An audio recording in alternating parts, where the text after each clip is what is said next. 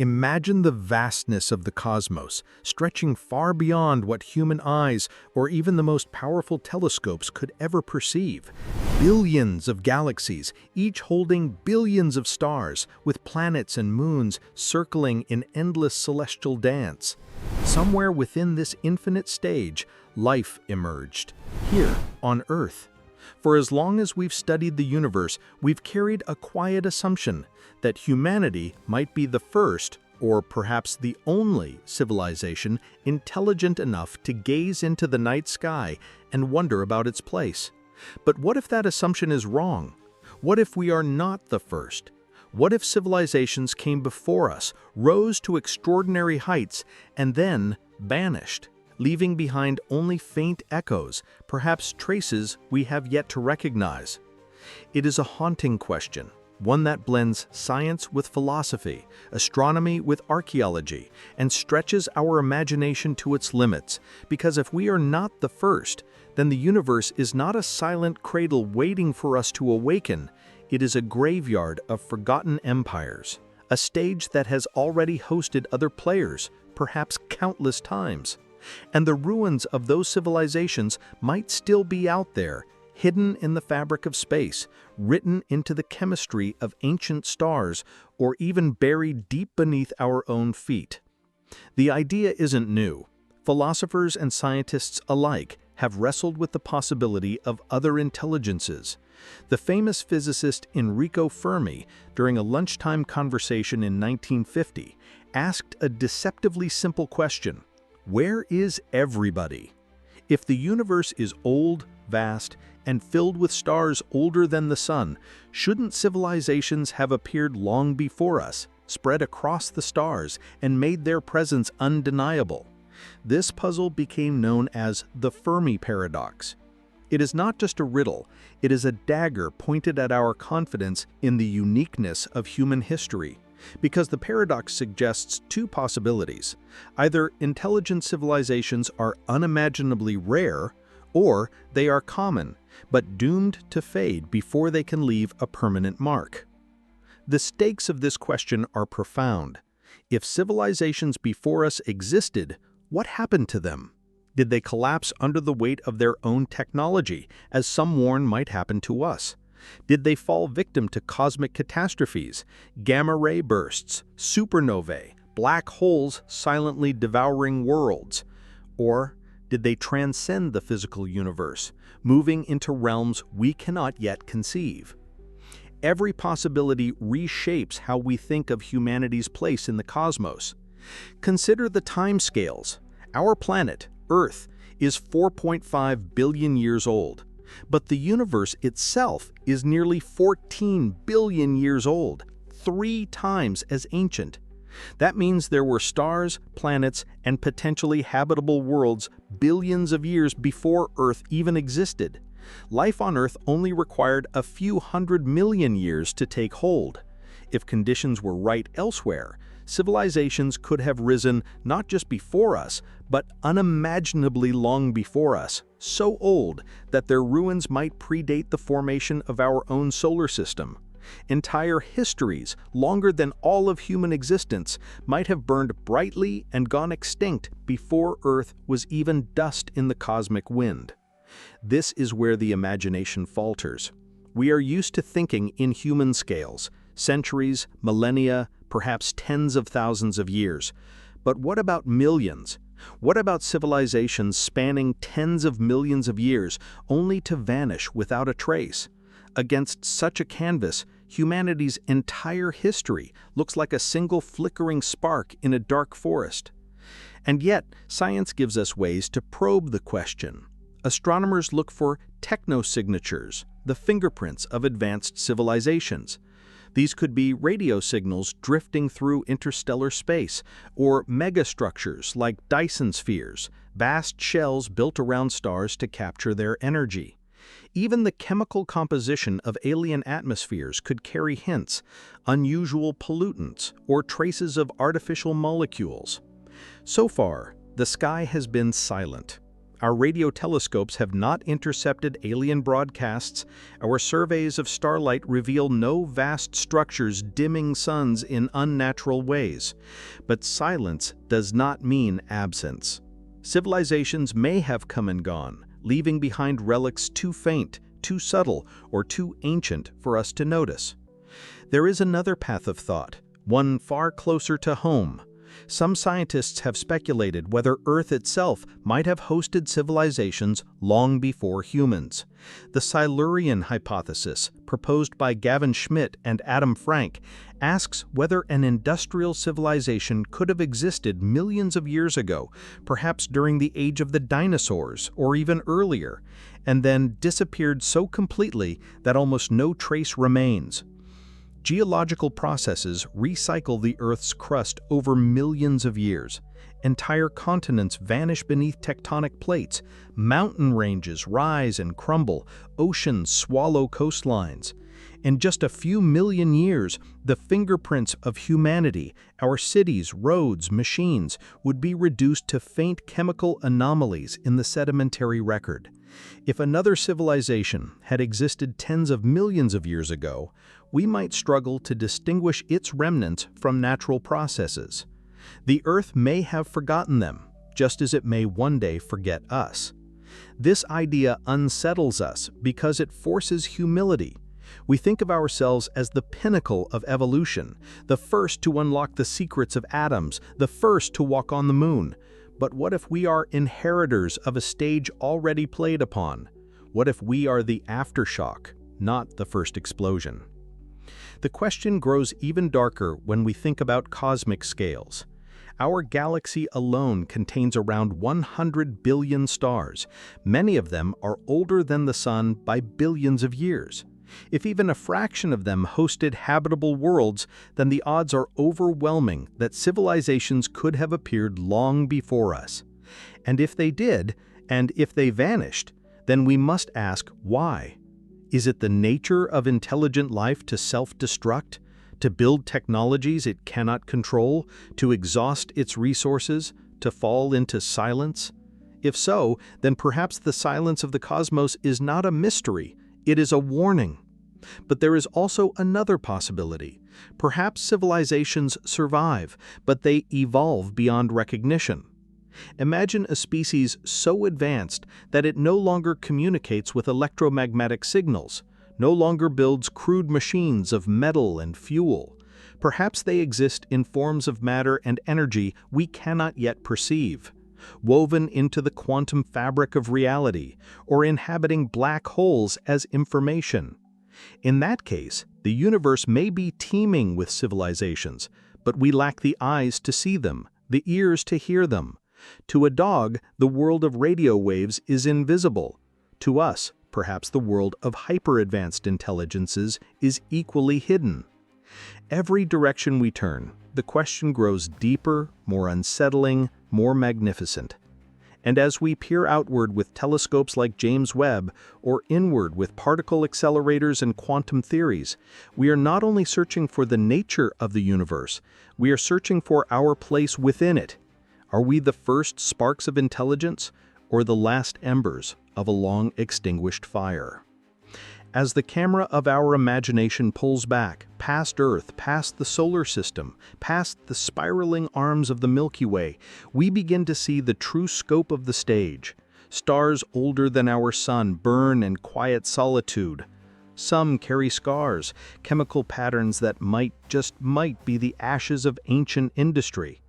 Others shine unblemished, never touched by life. And in this vast silence, humanity is a whisper, but perhaps not the first whisper, perhaps only the last. The silence of the stars is deceptive. We often imagine it as an empty void, untouched and eternal. But silence can also be the residue of something that once made noise. In the natural world, silence after a storm still carries the memory of thunder. The forests, after a fire, are quiet, not because nothing happened, but because everything has. Perhaps the universe's silence is of that kind, not a silence of absence, but of aftermath. What if other voices once filled it, and what we hear now is only the quiet left behind? To understand this possibility, we need to return to the story of our own planet, not the story of humanity, but the far deeper story written into Earth's rocks, oceans, and skies. Life arose quickly here. The oldest fossilized microbial mats, stromatolites, date back over 3.5 billion years. That is astonishingly fast when you compare it to the scale of cosmic time. It suggests that once conditions are right, life does not hesitate. But intelligent life took far longer. For most of Earth's history, our world was home only to bacteria, algae, and simple multicellular organisms. It took billions of years before complex animals evolved. This uneven tempo suggests something profound. Life itself may be common, but civilizations may be rare. Rare, but not impossible. Which means that Earth's story could easily have played out on other worlds, countless times, in countless variations, before we ever appeared. And yet, if we are not the first, where is the evidence? Where are the ruins, the monuments, the galactic empires that should have left their shadows across the stars? Some scientists argue that we have barely begun to look. Our search for alien signals, what we call SETI, the search for extraterrestrial intelligence, has covered only a tiny fraction of the sky, across limited frequency ranges, for just a few decades. To compare, imagine standing at the edge of the ocean, dipping a glass into the waves, and declaring on that basis whether fish exist. The silence we hear may not be universal. It may be simply that we have not yet tuned into the right frequencies, or looked in the right places, or waited long enough.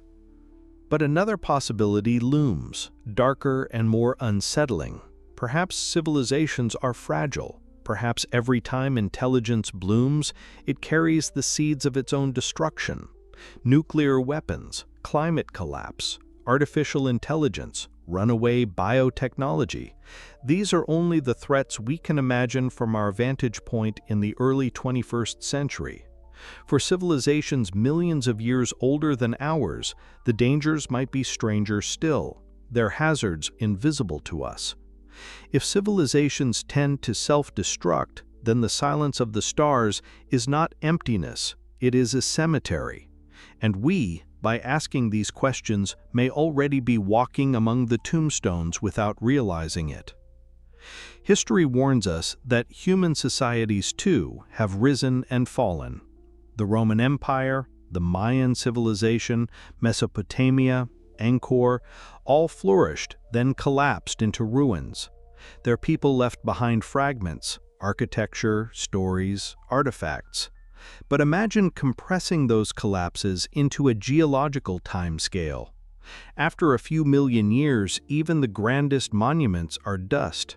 The pyramids of Giza, the skyscrapers of New York, the colossal dams and highways. Given 10 million years, they would erode to nothing. The continents themselves would shift, burying their memory. All that might remain is a thin layer in the geological record, a faint chemical signature, perhaps traces of plastic polymers, or a spike of carbon isotopes, or an unusual pattern of metals. Could we recognize such a layer if we found it? Could we with certainty distinguish between the fingerprints of a vanished civilization and the quirks of natural geology? This is the haunting suggestion of the Silurian hypothesis. Schmidt and Frank asked, if an industrial civilization existed on Earth long before humanity, would we know it? They concluded that we might not. Over tens of millions of years, the Earth erases its history with ruthless efficiency. Subduction pulls crust into the mantle, ice sheets grind continents clean, erosion scours valleys and mountains alike. A civilization's works, no matter how mighty, would fade into whispers in the strata. If one had arisen during the age of dinosaurs or even earlier, we might now be blind to it. The question then is not only, are we the first in the universe, but also, unnervingly, are we the first on Earth? there is an eerie poetry to that thought. Somewhere in the rock beneath our feet, hidden in the chemical record of ancient sediments, there might be a line that marks not a volcanic eruption, not a meteor strike, but the flourishing and fall of intelligence long gone. If that were true, then the story of humanity is not the story of beginnings, it is the story of returns. We would not be pioneers, we would be successors. But beyond our own planet, the possibilities grow even vaster. Consider the scale of the galaxy. The Milky Way is about 100,000 light-years across, its stars orbiting in a grand spiral. If a civilization mastered interstellar travel, even slowly, it could spread across the galaxy in a fraction of its age. Some estimates suggest that a technological species traveling at just a small percentage of the speed of light could colonize every star system in the Milky Way within 10 to 100 million years. And yet, our galaxy is 13 billion years old. By that math, it should have been colonized many times over. So why do we not see it? Where are the interstellar highways, the great beacons, the unmistakable evidence of galactic empires? This is the heart of the Fermi Paradox. The numbers suggest civilization should be everywhere. The evidence says they are nowhere. The tension between those truths is what makes the question so gripping, so urgent. One possible answer is that civilizations rise but do not last. Another is that they survive but do not choose to reveal themselves. Perhaps they follow a rule of silence, avoiding contact with younger species until they reach maturity. This idea is known as the zoo hypothesis, the notion that we are like animals in an enclosure, observed but not touched until the keepers decide that time is right. But if that is the case, what kind of beings are they? And what kind of judgment are they waiting to pass? Other scientists propose a still darker answer, that something actively prevents civilizations from spreading. They call it the Great Filter. Somewhere between the spark of life and the expansion into the stars, there is a barrier, a stage that most civilizations cannot pass. It might be the leap to multicellularity, or the jump to intelligence, or the mastery of nuclear fire. Or perhaps it lies just ahead of us in the technologies we are only beginning to wield. If the Great Filter exists in our past, then we are lucky survivors, the rare few who made it through. But if it lies in our future, then the silence of the universe is not a mystery, it is a warning that what destroyed the others will soon destroy us. The Great Filter is terrifying because it shifts the silence of the universe into a mirror.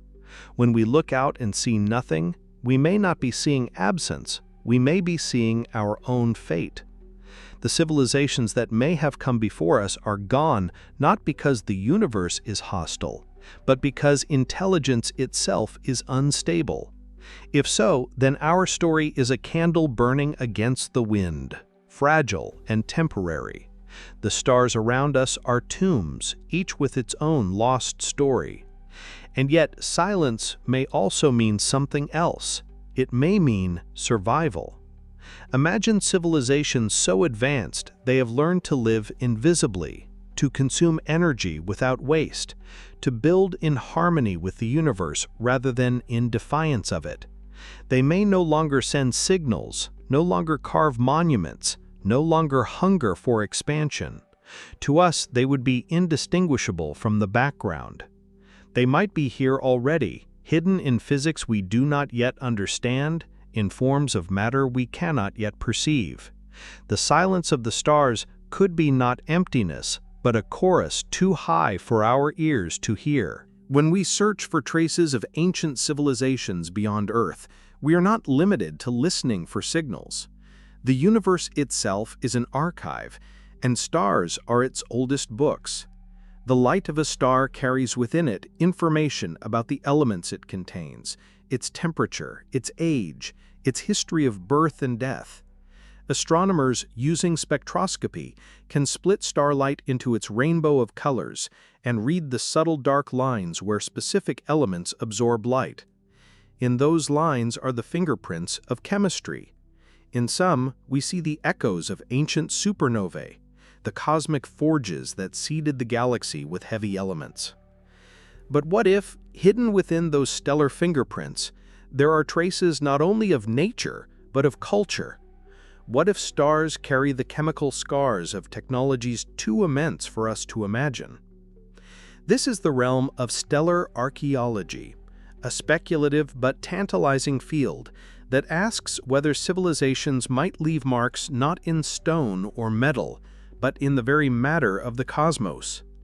Consider, for example, the possibility of astroengineering, civilizations capable of manipulating stars themselves. One could imagine the deliberate enrichment of elements, the harvesting of stellar fuel, the rearrangement of entire systems for energy efficiency. Such feats are beyond us, but not beyond physics. If even one civilization, billions of years older than ours, attempted them, the evidence might still glimmer faintly in the spectra of ancient stars, waiting for us to notice. The most famous speculation in this direction is the idea of Dyson spheres, proposed by the physicist Freeman Dyson in 1960. He imagined that a sufficiently advanced civilization would eventually need more energy than its home planet could provide. To solve this, they might construct vast swarms of satellites or structures around their star, capturing its light to power their machines. From afar, such a star would appear dimmed in the visible spectrum, leaking instead vast amounts of infrared radiation as waste heat. Astronomers have searched for such anomalies, stars that shine strangely or radiate more heat than expected. A handful of candidates have stirred curiosity, most famously KIC 8462852, often called Tabby's star, whose light flickers in irregular and perplexing ways. Natural explanations, clouds of dust, swarms of comets, are the likeliest answers, and yet the very fact that we can ask the question is remarkable. Could this be evidence of an ancient megastructure, perhaps one already abandoned, orbiting in slow ruin around a forgotten star? Even more radical is the thought of stellar modification. What if a civilization learned to prolong its star's life, altering its fusion processes, adjusting its balance to delay the inevitable expansion into a red giant? What if it seeded stars with particular isotopes to generate power, or even to send signals across light years, embedding messages not in radio waves but in nuclear signatures? Some have proposed that the unusual ratios of certain elements, such as technetium, which has no stable isotopes and decays quickly, might, if found in unexpected abundance, be the fingerprints of intelligent intervention. So far, no such smoking gun has been found, but our surveys of the galaxy are still in their infancy. The Milky Way contains over 100 billion stars, and we have examined only a fraction with the necessary precision. The search for technosignatures, evidence of advanced technology, is not limited to stars. Planets themselves may bear the scars of civilizations long gone. Our own Earth, if viewed from afar, betrays signs of life. The oxygen in its atmosphere, the imbalance of gases like methane, the faint glow of artificial light on its night side. An alien astronomer might look at Earth and suspect, correctly, that it is alive and inhabited. But what about worlds where life once thrived but has since died? Their skies might still hold chemical traces, unusual pollutants, industrial byproducts, greenhouse gases that linger far beyond the lifetimes of their creators. A dead civilization might leave behind a poisoned sky, its atmosphere carrying the ghost of its industry for tens of thousands of years. Detecting such a signature would be like stumbling across the ruins of a city long since abandoned, its smoke still hanging in the air. And there are more haunting possibilities still. Imagine planets where megastructures orbit silently, no longer maintained, their builders extinct. Over time, they would degrade, fragments scattering into belts of debris. To us, these might appear as unusually dense rings, peculiar asteroid swarms, or dust clouds with inexplicable geometries. We might not recognize them for what they are, mistaking them for natural phenomena. How many such remnants might already be cataloged in our surveys, dismissed because they do not fit our narrow definitions of life? The concept of cosmic archaeology forces us to confront a simple truth. We do not yet know what to look for. Our tools are sharpened for natural astrophysics, not for the detection of culture on a galactic scale. We know how to search for exoplanets, how to model stellar evolution, how to trace the afterglow of the Big Bang, but to search for civilizations is to admit that we may not recognize them even if we stumble directly into their shadows. Imagine an archaeologist from the future digging up the ruins of our world and mistaking skyscrapers for strange geological formations. Are we making the same mistake when we look at the sky? Some thinkers have argued that advanced civilizations might leave intentionally permanent markers, cosmic graffiti meant to last across billions of years. Instead of fragile radio signals, they might build structures designed to endure. A probe placed in orbit around a stable star or lodged in the gravitationally calm regions of a galaxy could drift for eons. Some have even suggested the possibility of lurker probes in our own solar system, artifacts hidden in the asteroid belt, the Kuiper belt, or on the dark side of the moon, waiting silently. If civilizations came before us, perhaps they seeded the galaxy with such messengers, hoping someone like us would eventually awaken to find them. The unsettling question is this: what if they did, and we simply have not looked carefully enough? Our missions to the moon, to Mars, to the outer planets have been driven by geology and planetary science, not by the search for alien archaeology. The rocks we collect, the landscapes we map, may yet contain stories beyond natural history. What if a shard of machinery lies buried beneath lunar regolith, or a subtle pattern etched into the surface of an asteroid?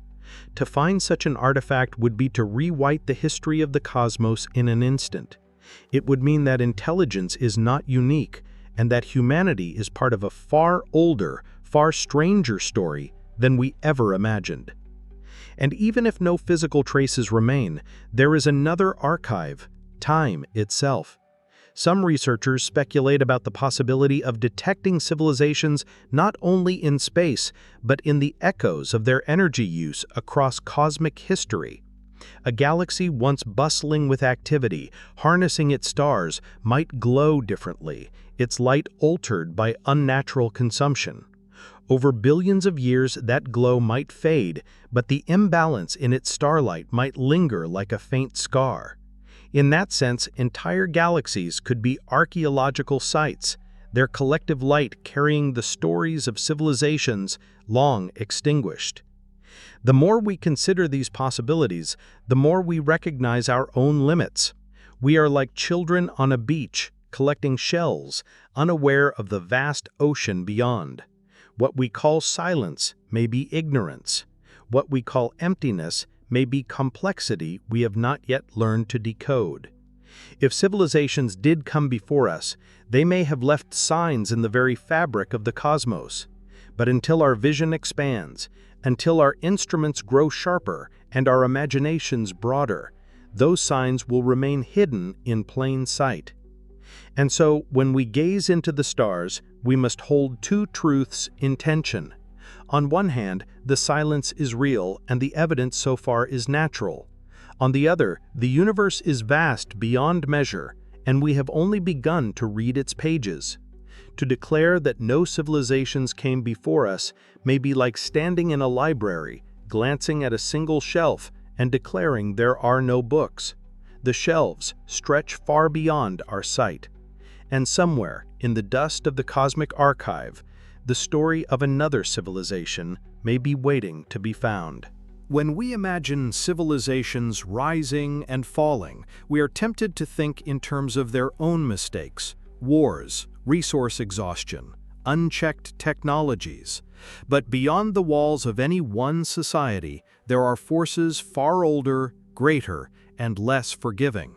The universe is not a safe place. It is beautiful, yes, but beauty in the cosmos is born from violence. Stars explode, galaxies collide, black holes devour. Civilizations that arise within it live under constant threat, balanced on the edge of disaster. If others came before us, perhaps their end was not self-inflicted, but written into the very fabric of the universe itself. Consider gamma-ray bursts. These titanic explosions, unleashed when massive stars collapse or neutron stars merge, release more energy in seconds than the sun will emit over its entire lifetime. A burst within a few thousand light-years could sterilize planets, stripping away atmospheres, destroying ozone layers, bombarding surfaces with lethal radiation. Earth may have already felt such an event. Some scientists speculate that a gamma-ray burst may have triggered the Ordovician mass extinction 450 million years ago, when much of life in the seas perished. If such cosmic calamities sweep across the galaxy, then civilizations might never have the chance to grow old. Just as a forest fire resets the growth of trees, the galaxy itself may reset the growth of intelligence again and again. And gamma-ray bursts are only one threat among many. Supernovae, the death cries of massive stars, scatter heavy elements that make planets and life possible, but they also unleash floods of radiation. A nearby supernova could erase the ozone layer, disrupt climate, or poison the biosphere. Black holes lurk invisibly, their gravity wells capable of tearing entire stars apart. Even rogue planets, worlds cast adrift from their stars, could wreak havoc if they pass through a system, destabilizing orbits, sending habitable worlds into frozen exile. The more we learn about the universe, the clearer it becomes. Survival on cosmic timescales is not guaranteed. The silence of the stars may be less about intelligence failing and more about the universe itself sweeping the board clean. But survival is not only threatened from without. Within every civilization lie hazards of its own making. When we look at humanity today, we see a species wielding powers it barely understands. We can split the atom, edit genes, manipulate the climate itself. Each breakthrough brings promise but also peril. Nuclear weapons brought the capacity for total war. Biotechnology carries the potential for pandemics, whether engineered or accidental. Artificial intelligence may one day outstrip human control. These are not hypothetical concerns, they are here, now, and each represents a threshold that past civilizations might also have faced. Perhaps every society that reaches a certain level of technological mastery confronts the same gauntlet, the challenge of surviving its own tools. The concept of the Great Filter looms again here. If civilizations are common, then somewhere between their birth and their expansion to the stars, most must fail. That filter could be the leap from simple life to complex life. It could be the emergence of intelligence itself. But it could also be the moment we are living through now, when a species gains the power to shape its world, but not yet the wisdom to wield it safely. If others came before us, perhaps they reached this same crossroads. Perhaps they too built machines that outpaced their ethics or unleashed forces they could not control. And perhaps the reason the stars are silent is that no one has yet found a way through. History offers sobering parallels. Human civilizations have collapsed many times, not from cosmic catastrophe, but from overreach. The Mayan collapse, driven by drought and deforestation. The fall of Rome, weakened by internal strife and economic decay. Easter Island, where forests were cut down until nothing remained. Each collapse was local, temporary, partial. Humanity endured. But on a planetary scale, with global technologies, the stakes are far higher. We are not immune from the patterns of the past. If civilizations elsewhere followed similar arcs, then their downfall might have been inevitable, their ruins scattered across their worlds before they ever reached the stars. And yet there is another possibility, equally haunting. Perhaps civilizations do survive, but survival itself becomes a trap. Consider the immense challenges of interstellar travel. Distances between stars are vast. The nearest, Proxima Centauri, is over 4 light-years away, 40 trillion kilometers. At the speed of our fastest spacecraft, it would take tens of thousands of years to arrive. To spread across the galaxy requires patience beyond imagination, or technologies beyond our current physics. If civilizations arise but remain bound to their home systems, then their stories may be long but also isolated.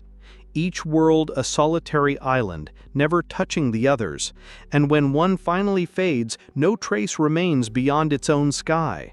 The silence, then, may not be emptiness, it may be separation. But suppose some do attempt the journey. Suppose a civilization learns to cross the stars. What then?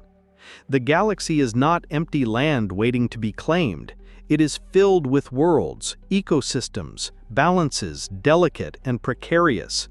Colonization on a cosmic scale might be not expansion, but infection, disrupting natural evolution, consuming resources, spreading unchecked. If civilizations before us took this path, perhaps they burned brightly, spread far, and then collapsed under the weight of their own sprawl. Like invasive species that outgrow their environment, they may have spread until there was nothing left to sustain them, leaving behind only ashes in the stars. And perhaps the universe itself discourages such growth. The more energy a civilization consumes, the more visible it becomes, radiating waste heat, altering its environment. Visibility invites risk. A civilization that grows too large may draw attention, not from gods or guardians, but from the cold logic of survival. Others may see them as a threat. Some thinkers have suggested that civilizations may engage in a kind of cosmic natural selection, in which those who expand recklessly are destroyed by competitors, by predators, or by their own instability. The ones that survive are those who learn to hide, to live quietly, to leave little trace. If so, the silence of the stars is not a void, but a strategy. Everyone is hiding because those who did not are gone. There is a chilling resonance here with human myths. Across cultures, stories warn of hubris, of those who reach too far, who anger the gods, who fall because they could not restrain their ambition. In Greek myth, Icarus flies too close to the sun, his wings melting in the heat. In our modern myths, civilizations may fly too close to the stars and fall in ways no less final. The universe may not punish, but it does not forgive. And yet we should not imagine only doom. The very possibility that civilizations could rise again and again suggests resilience, not just fragility. Life is persistent. It adapts, finds cracks to grow in, endures against odds. Perhaps many civilizations have fallen, but others endure, quietly, patiently, learning to live within the limits of their worlds. They may not build empires across the galaxy, but they may last for millions of years, watching, surviving, waiting. If so, then we may be surrounded not by ghosts, but by elders, whose silence is not absence, but wisdom. What then of humanity? We stand at a threshold. We are the first species on Earth to look outward, to ask these questions, to dream of touching other stars. But we are also a species that has already altered our planet, already built weapons that could end us, already tested the fragility of our survival. If others came before, their fate may be our warning. The silence of the stars may be urging us to choose wisely, to step carefully, to remember that intelligence is both a gift and a burden. The universe does not promise survival. It only offers the chance. And so we return to the paradox. We see silence where we expect voices. We see emptiness where we imagine company. But perhaps what we are seeing is not emptiness at all. Perhaps what we are seeing is the truth, that survival is hard, that existence is fragile, that we are balanced on a knife edge. And the question before us is whether we, unlike those who may have come before, can find a way to endure. To truly grasp the possibility that civilizations may have preceded us, we must stretch our minds across not just space, but time. Human history, from the first stone tools to the digital networks that now encircle the globe, spans only a few million years. Recorded history, the arc from Sumerian tablets to space probes, barely 5,000. Yet the universe is nearly 14 billion years old. The Earth itself is 4.5 billion. Against that backdrop, humanity's presence is a single heartbeat in an endless night. If civilizations rose billions of years before us, their traces would not be written in ruins or artifacts. They would be written into time itself, in forms we scarcely know how to recognize. The concept of deep time is not natural for us. We are creatures who live and die in decades, who build cultures that may last centuries, at best a few millennia. Deep time is geological, cosmic, measured in billions of years. It is the time of continents drifting, oceans opening and closing, mountain ranges rising and eroding to dust. To speak of civilizations in deep time is to imagine societies that may have flowered and fallen not thousands of years ago, but billions. They may have lived in epochs when the Milky Way itself was young, when galaxies collided more often, when heavy elements were only beginning to accumulate in the hearts of stars. Their histories could be longer than the lifespan of entire star clusters, their ruins older than our planet itself. And this raises a troubling thought. What would remain of a civilization that old? The answer, most likely, is nothing we would recognize. Structures of stone or metal would long ago be ground to dust, scattered among the stars. Signals sent across interstellar space would dissipate, buried beneath the static of cosmic background radiation. Even great works of engineering, Dyson spheres, artificial planets, would decay, disassemble, or be consumed by their stars. On such scales, permanence is an illusion. Entropy does not spare intelligence. The universe erases even its boldest works. Yet not everything is lost to time. The universe, like a careful archivist, leaves faint traces. In the cosmic microwave background, we read the afterglow of the Big Bang. In the spectra of ancient stars, we find the ashes of supernovae, billions of years gone. In meteorites, we see isotopes formed in the explosions of stars that died before the sun was born. If civilizations did exist in deep time, perhaps their legacy too lingers, not in ruins, but in anomalies, scars, or puzzles we cannot yet decode. Consider the strange question of cosmic metal enrichment.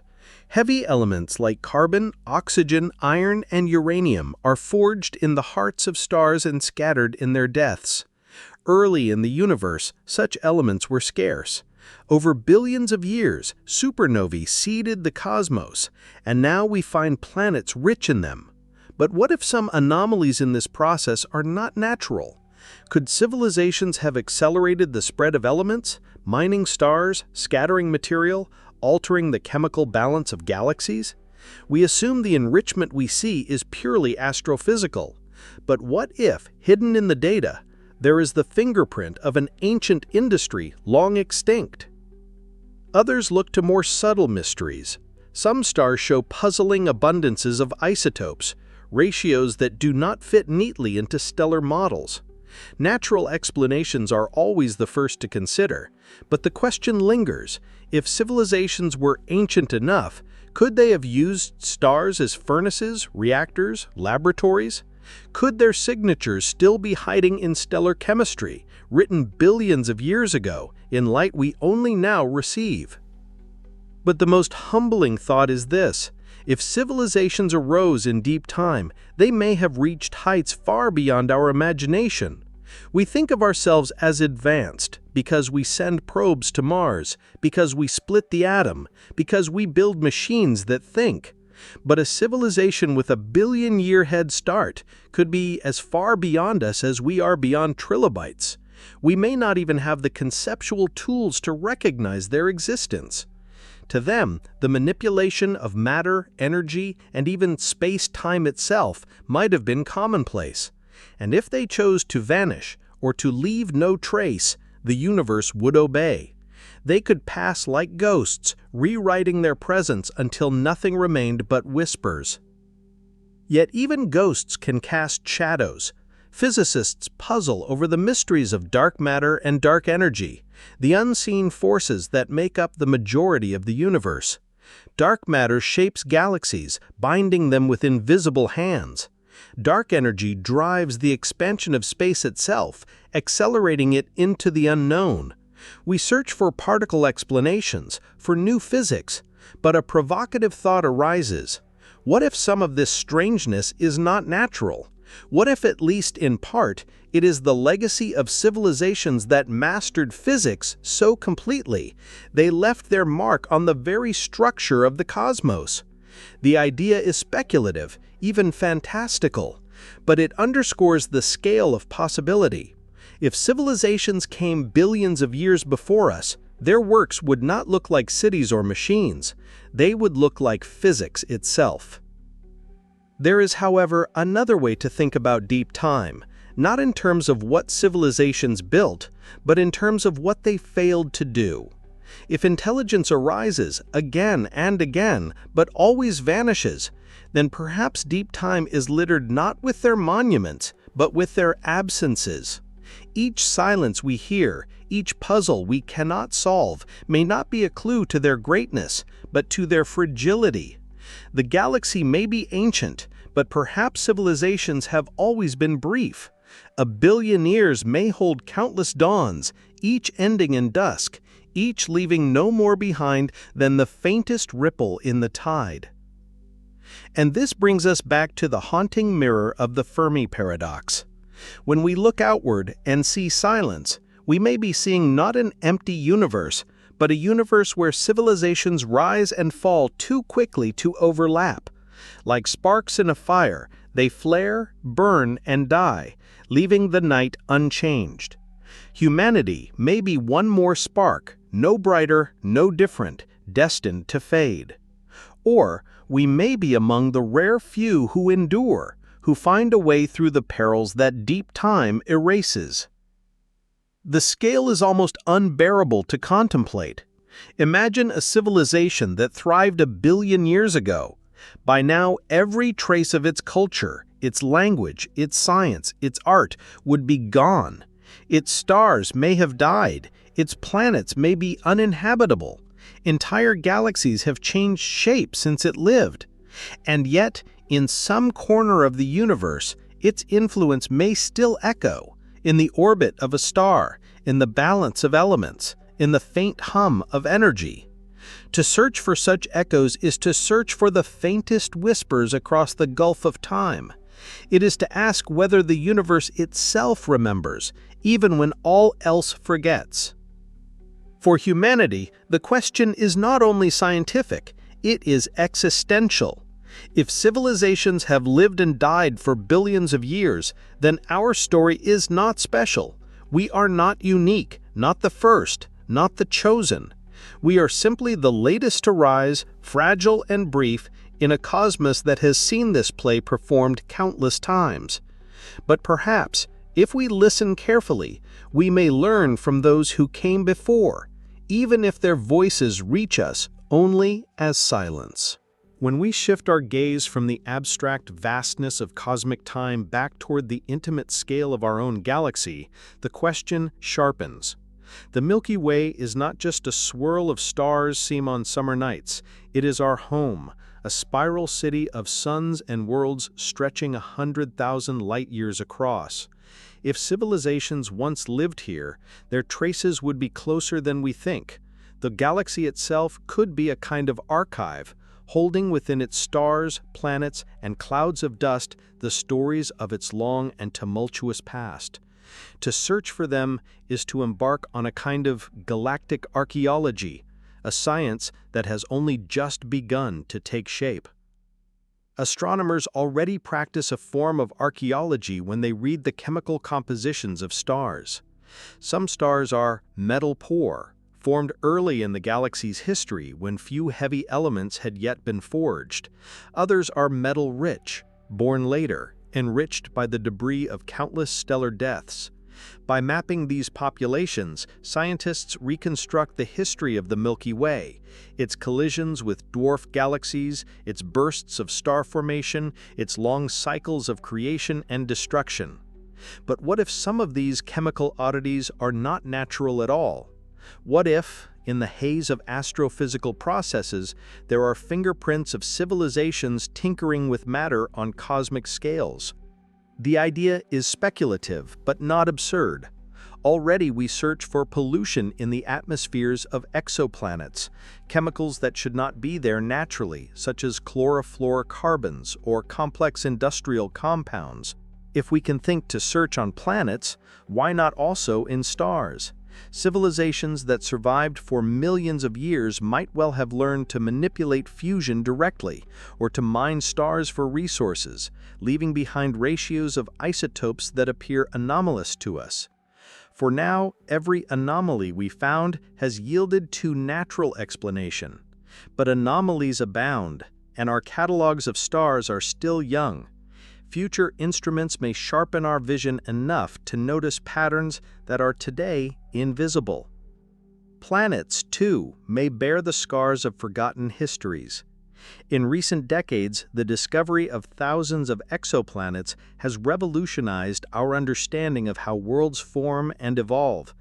We have found hot Jupiters skimming close to their stars, super-Earths larger than any planet in our system, water worlds, desert worlds, even rogue planets wandering between the stars.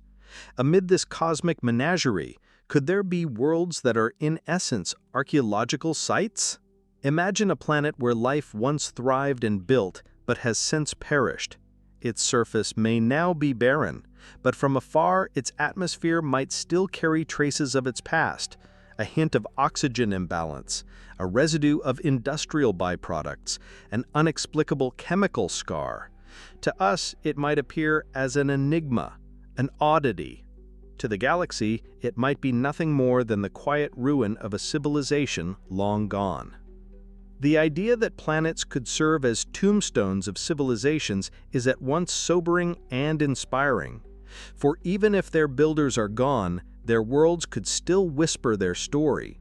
Some researchers call this field exoarchaeology, the study of planetary systems as potential relics. It is a science born of speculation, but grounded in real questions. How long do pollutants persist in an atmosphere? Could orbital debris from satellites remain detectable for millions of years? Could unusual reflectivity, albedo, or thermal patterns signal structures long abandoned? If we are not the first, then the galaxy itself should hold such evidence, waiting for eyes sharp enough to see. And yet, the galaxy may hide its secrets not in single worlds, but in patterns across many. Civilizations, if they arose, might leave their mark not by building but by altering the rhythms of stars and planets around them. Imagine, for instance, a region where every star seems inexplicably dimmed, or where planetary orbits align in improbable ways, or where debris belts contain peculiar geometries. Alone, each anomaly might seem like a quirk of astrophysics, but together they could form a constellation of evidence, the faint signature of an intelligence that once reshaped the heavens. One tantalizing mystery in this regard is the so-called galactic habitable zone. Just as Earth orbits in the Goldilocks zone around the Sun, so too does our solar system occupy a favorable region of the Milky Way. Closer to the galactic center, stars crowd together, radiation flares, supernovae erupt more often, making life more precarious. Too far out in the galaxy suburbs, and heavy elements grow scarce, making planet formation difficult. Our solar system lies in between, in a sweet spot. If this region is indeed the most favorable for life, then it may have also been the cradle of past civilizations, which raises a question both thrilling and unsettling. What if the ruins of those civilizations lie scattered across this same habitable band, waiting to be uncovered?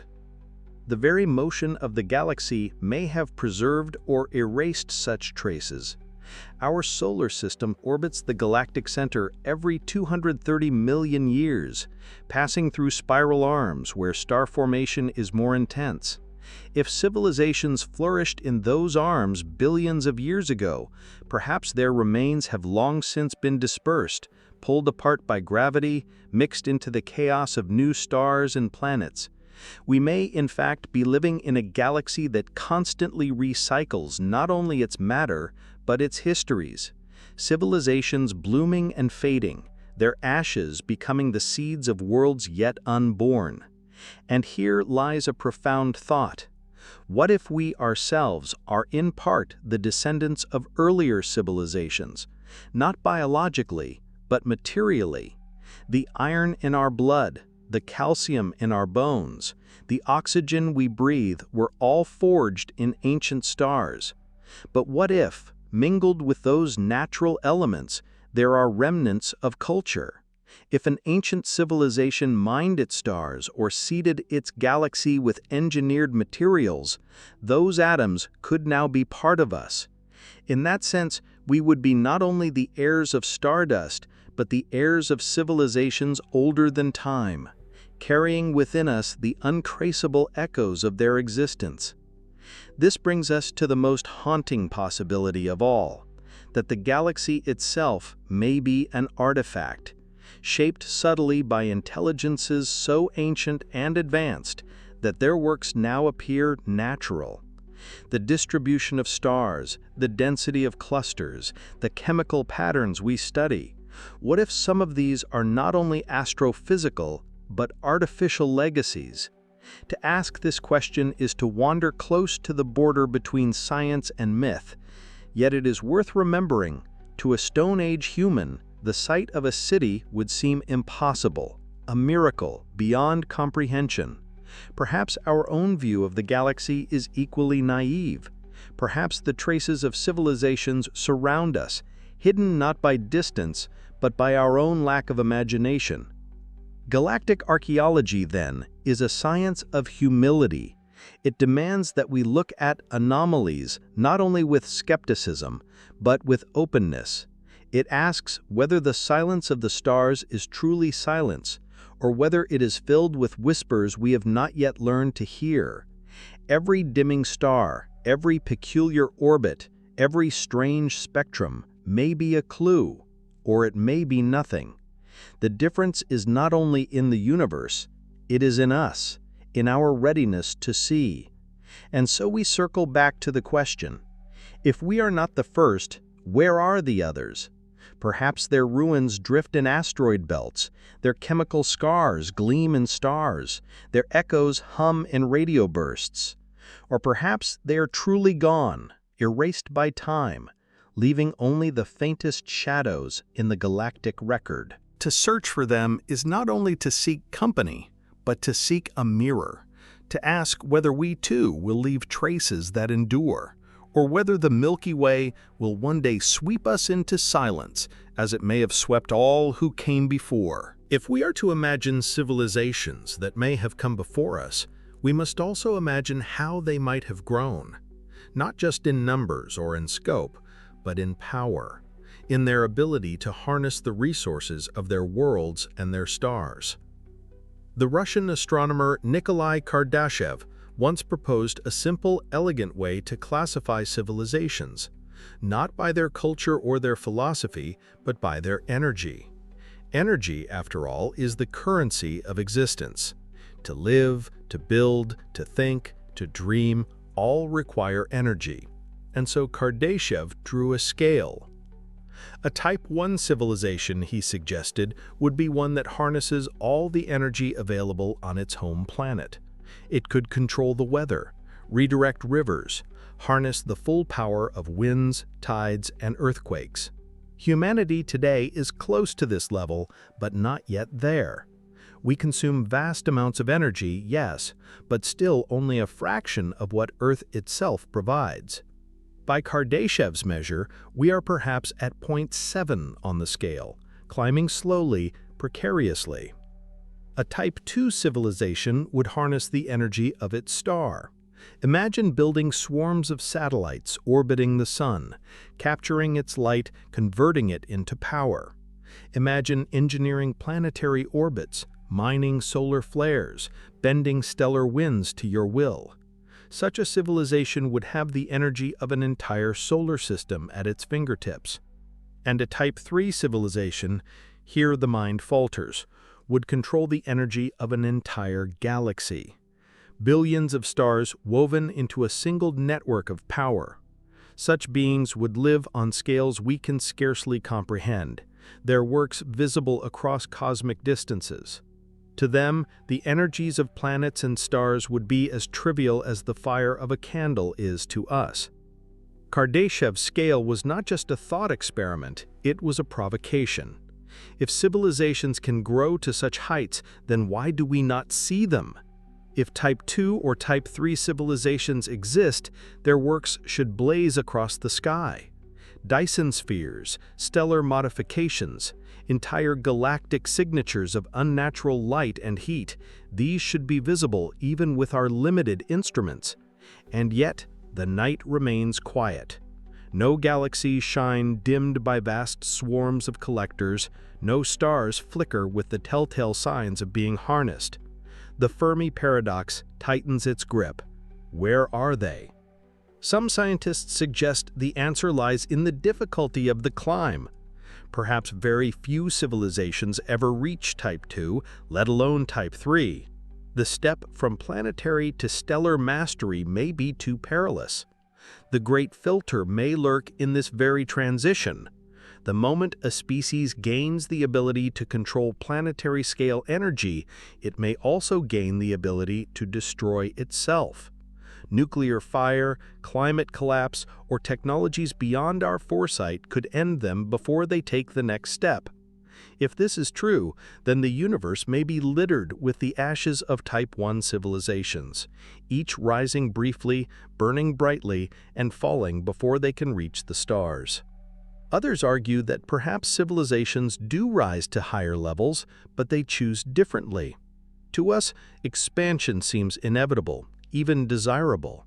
We imagine spreading to other planets, building great machines, reaching ever outward. But perhaps to older civilizations, expansion is a trap. The costs of growth may outweigh the benefits. They may turn inward, focusing not on stars but on themselves, exploring inner universes of thought, virtual realities, dimensions of physics we cannot yet imagine. To such civilizations, building Dyson spheres might seem as crude as building pyramids. Their works may not be visible because they do not seek visibility. They may consume little energy, live lightly upon their worlds, and leave no trace for us to see. And then there is the most haunting possibility, that Type 2 and Type 3 civilizations did exist long ago, but are gone. Their Dyson spheres decayed, their networks fell silent, their galaxies returned to natural rhythms. On cosmic scales, even the grandest achievements crumble. Entropy claims all. If civilizations rise to heights, they may also fall from them, leaving behind only puzzles in the light of stars, anomalies in the heat of galaxies. We may look upon their ruins every night without knowing. Still, Kardashev's scale offers us a framework to think with. It is not about certainty, it is about possibility.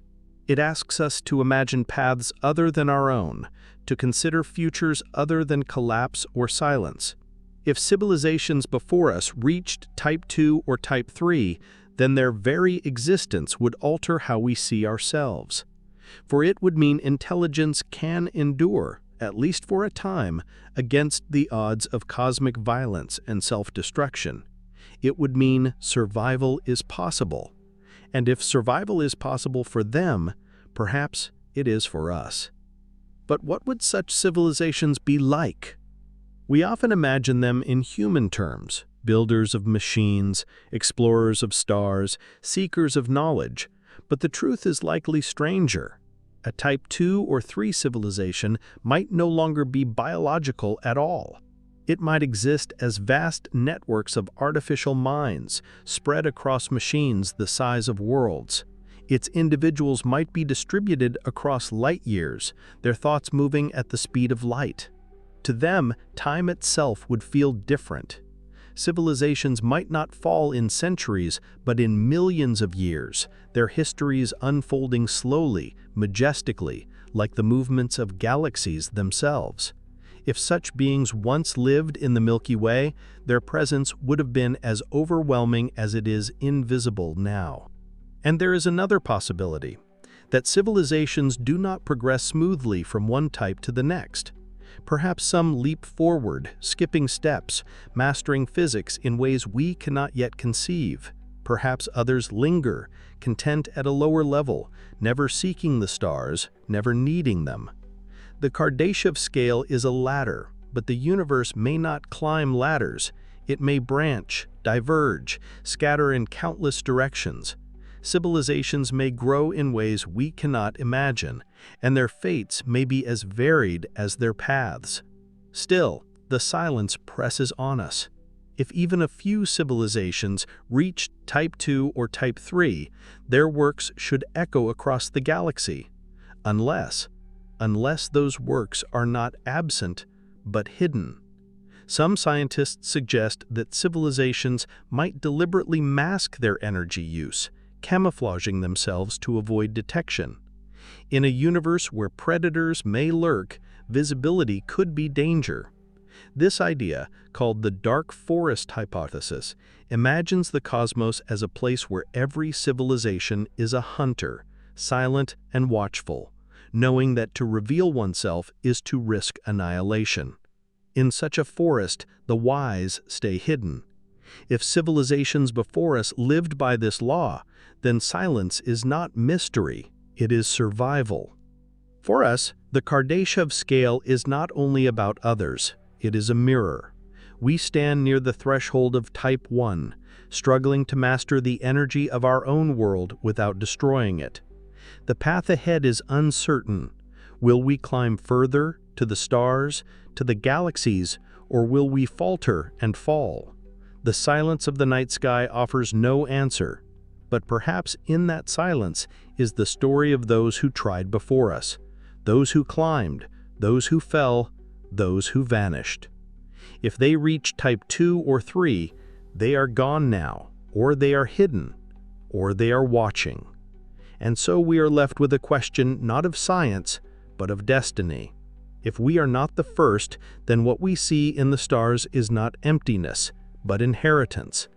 The paths of civilizations stretch before us, some ending in silence, others in glory, others in forms we cannot yet imagine. The choice of which path we take has not yet been written. The stars wait, indifferent, as they always have. But the scale is there, beckoning, daring us to climb.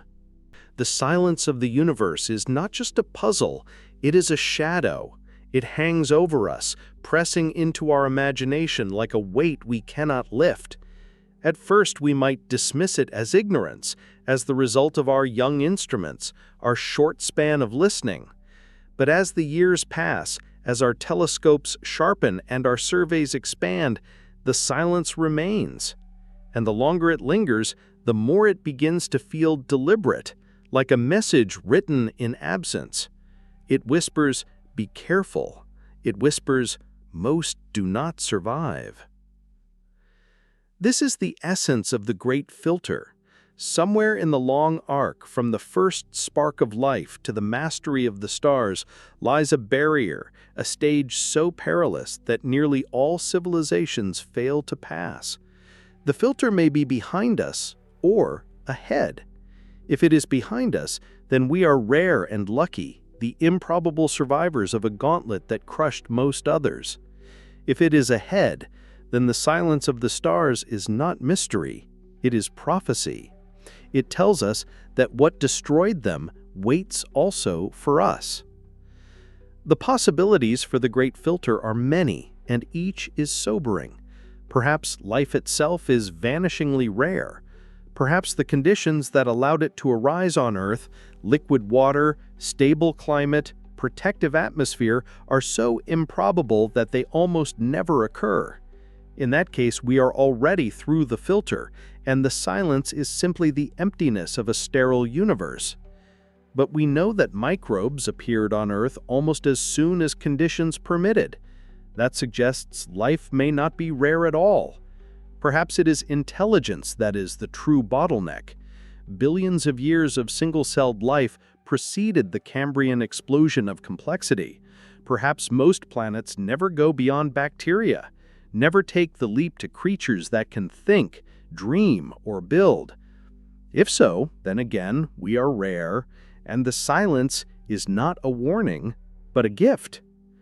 But if intelligence itself is not the filter, then perhaps it is civilization, the fragile web of cooperation, communication, and continuity that allows a species to climb. Perhaps most intelligent creatures never develop tools, never form societies, never write, never pass knowledge forward. Or perhaps they do, but they fall before they can rise far. Internal strife, war, collapse, environmental ruin, the fates that stalked our own ancestors may stalk all. If so, then the galaxy is littered with the ghosts of civilizations that never made it past their infancy. Their worlds may still turn, their skies still glow, but their voices are gone. And then there is the darkest possibility, that the filter lies in the very technologies we now pursue. Nuclear fire, climate manipulation, artificial intelligence, synthetic biology. These are powers that can sustain us or destroy us. Perhaps every civilization that reaches this stage finds itself perched on the same knife's edge. Perhaps most fall, cutting themselves before they can walk across. If this is true, then the silence is not absence, it is warning. It tells us that civilizations like ours do not last, that we are living in the brief, bright flash before the end.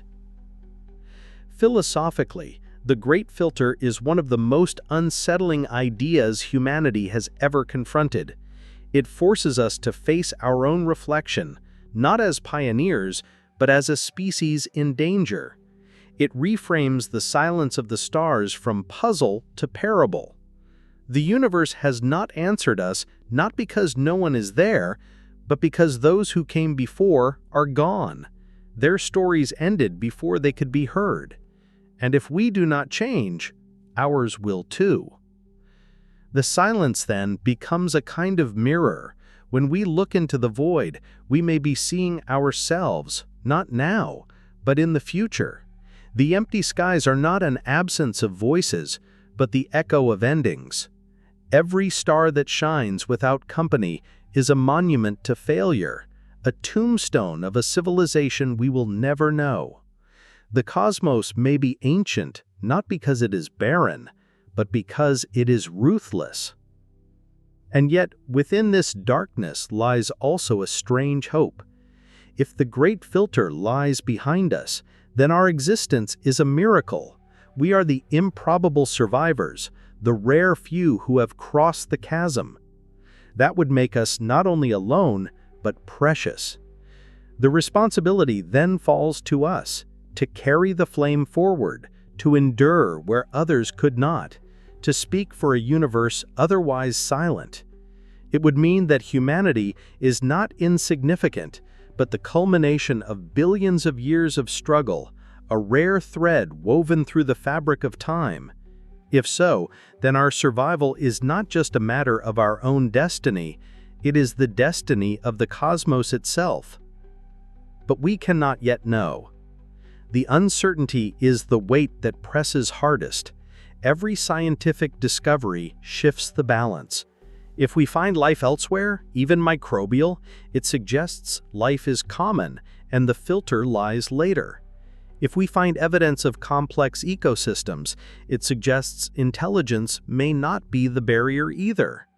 Each discovery pushes the filter closer to us, closer to the present, closer to our own fragile hands.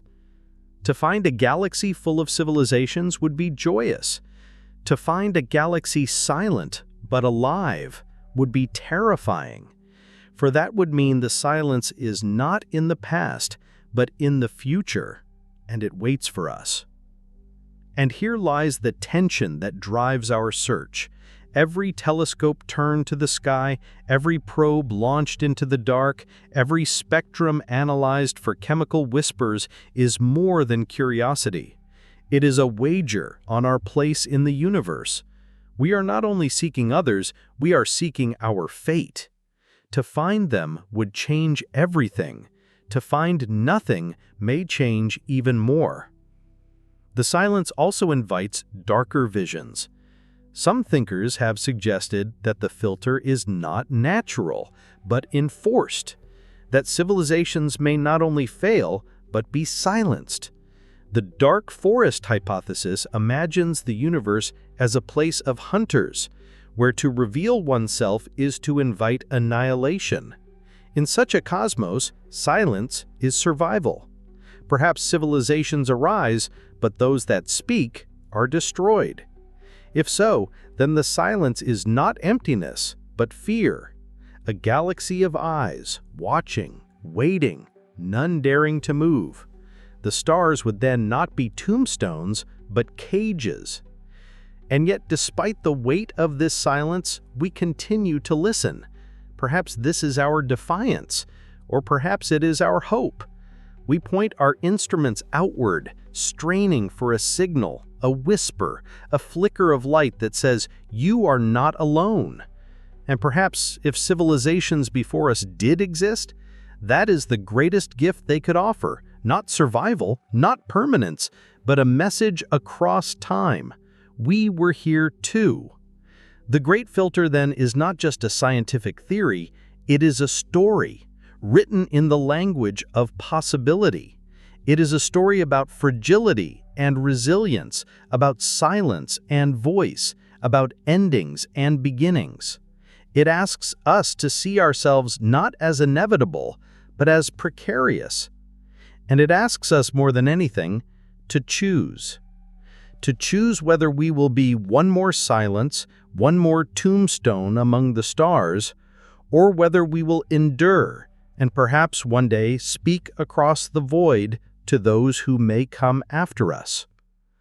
For in the end, the silence is not the answer, it is the question, and how we answer it will decide whether humanity is a spark that fades or a light that endures.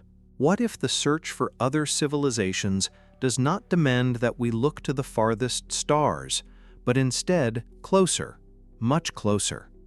What if traces of intelligence are not hidden in distant galaxies or long-forgotten cosmic epochs, but here, within our own solar system?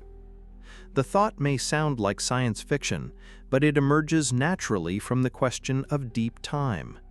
If civilizations could have arisen before us, perhaps their echoes lie not in the unreachable distances of interstellar space, but in the rocks and dust that orbit the same sun as we do.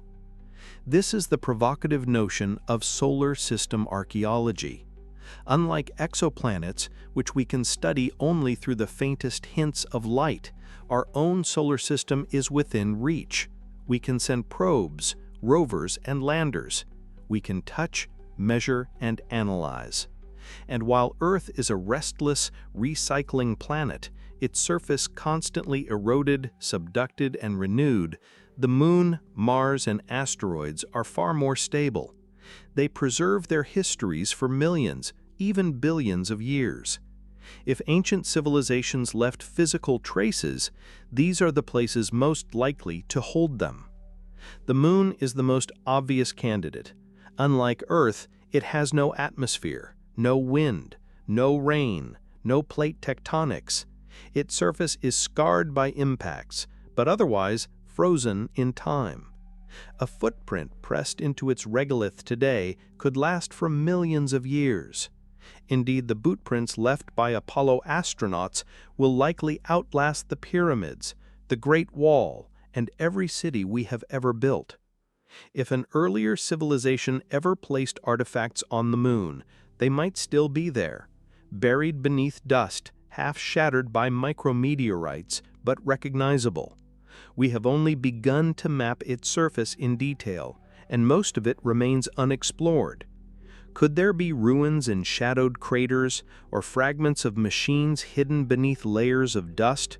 The silence of the moon invites such questions. Mars, too, tempts the imagination. Once, billions of years ago, Mars was warm and wet, with rivers, lakes, perhaps even oceans. If life ever arose there, might it have had time to evolve intelligence? The window was short, perhaps only a few 100 million years, but in cosmic terms, that is not nothing. Even if Mars never hosted its own civilization, it could have served as a colony for one. A spacefaring species might have seen Mars as we do, a neighbor, a challenge, a frontier. If they built there, what remains? Today, Mars is a desert, scoured by dust storms, its atmosphere thin and cruel. But beneath the surface, structures could endure. A buried city, a carved cavern, a sealed chamber might remain hidden, waiting for us to stumble across it. Our rovers have only scraped the surface. The archaeology of Mars is a book whose pages we have barely touched. And then there are the asteroids. These ancient bodies are time capsules, leftovers from the birth of the solar system. Some are little more than piles of rubble. Others are solid, dense, metallic. They have floated untouched for billions of years, immune to the geological churn that erases Earth's past. If a civilization ever mined them, the scars might still be visible. Unnatural grooves, tunnels, or debris fields that defy natural explanation. Even today, astronomers note odd shapes among asteroids, some elongated, some almost sculpted. Most are simply quirks of physics, accidents of collisions and cohesion. But what if a few are not? What if we are mistaking the ruins of engineering for mere stone? The idea of hidden artifacts extends even to the outer solar system. Moons like Europa, Enceladus, and Titan are worlds in their own right, with oceans beneath ice, seas of methane, complex chemistry. To us, they are destinations of exploration. To an older civilization, they might have been laboratories, colonies, or repositories. Titan's dense atmosphere, Europa's vast subsurface ocean.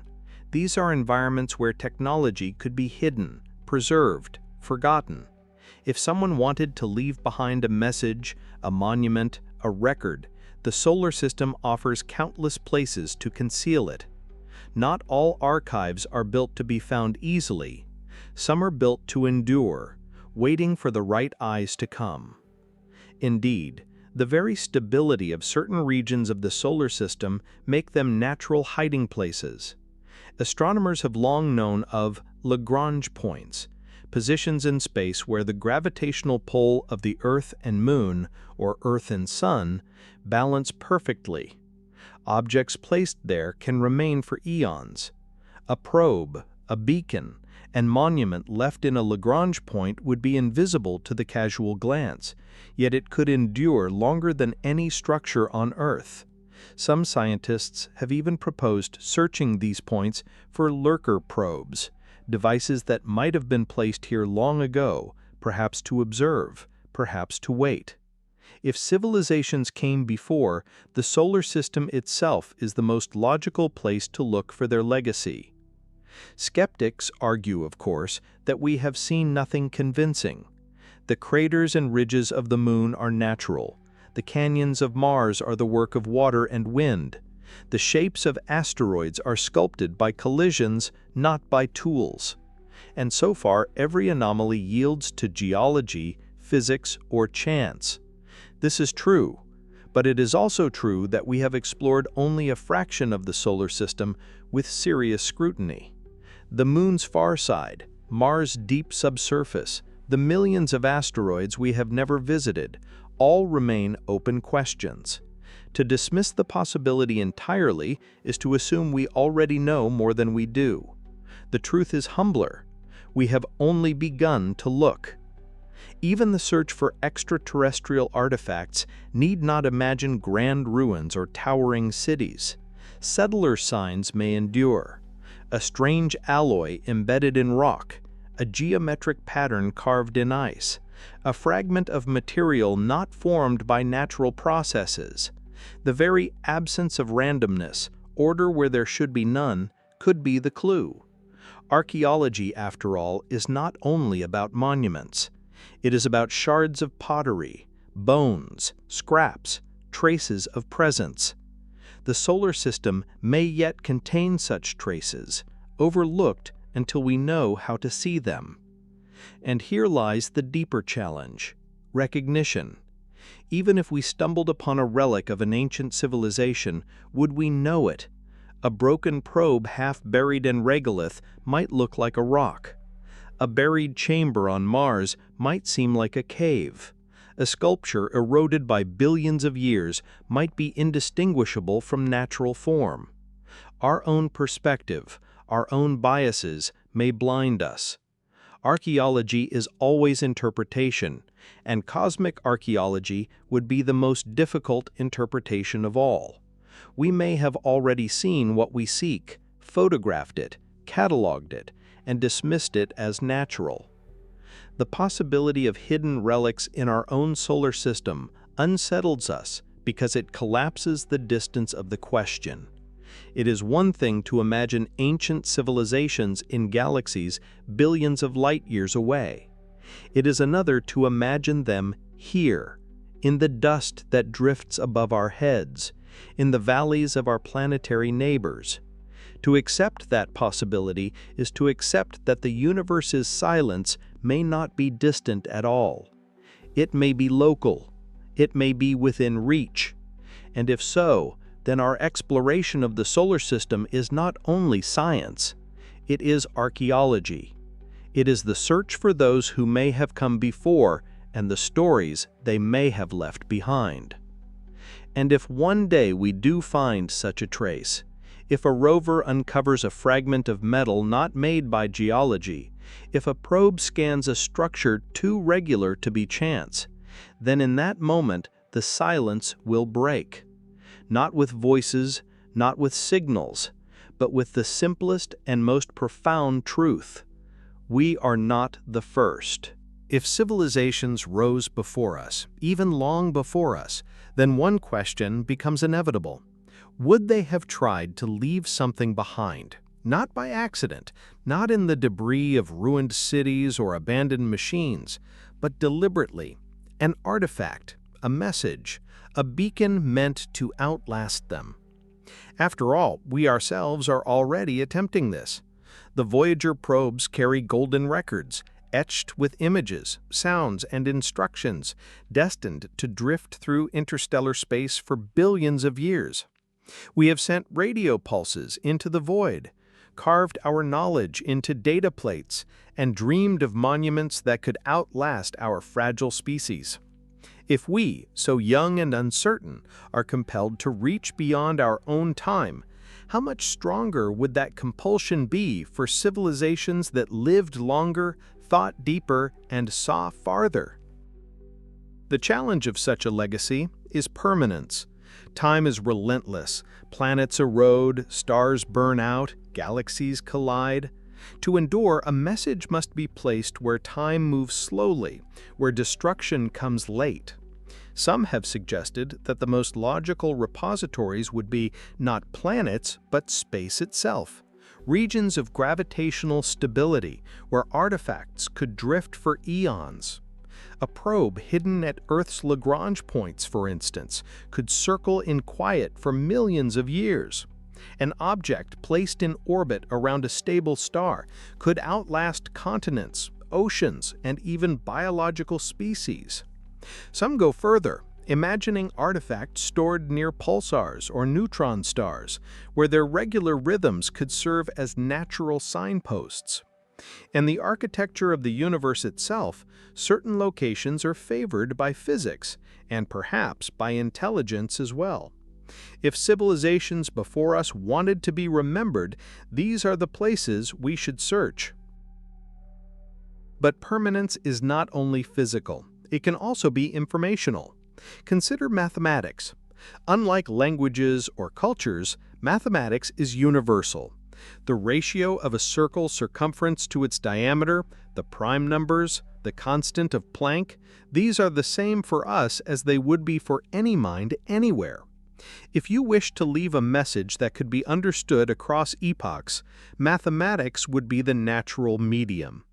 Already some scientists have wondered whether certain unexplained patterns in cosmic phenomena, regular pulses, ratios in energy, alignments of stars, might themselves be a kind of code. We assume they are natural because natural explanations are safer, more parsimonious. But what if, hidden in those patterns, is a deliberate signal written into the fabric of the universe? Imagine, for instance, encoding a message into the very spectra of stars. By seeding them with isotopes that absorb and emit light at specific frequencies, one could write an enduring mathematical signature into their glow. To us, it would appear as a spectral anomaly, puzzling, unexplained. To another intelligence, it might be as obvious as carved letters on stone. The longevity of such a message would be staggering. Stars shine for billions of years. A civilization could be gone for eons, yet its voice still carried by the light of suns. Others imagine even bolder legacies. What if civilizations engineered cosmic structures as messages?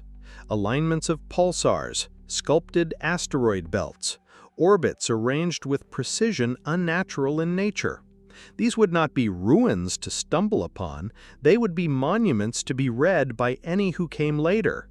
The galaxy itself could be inscribed not with words, but patterns.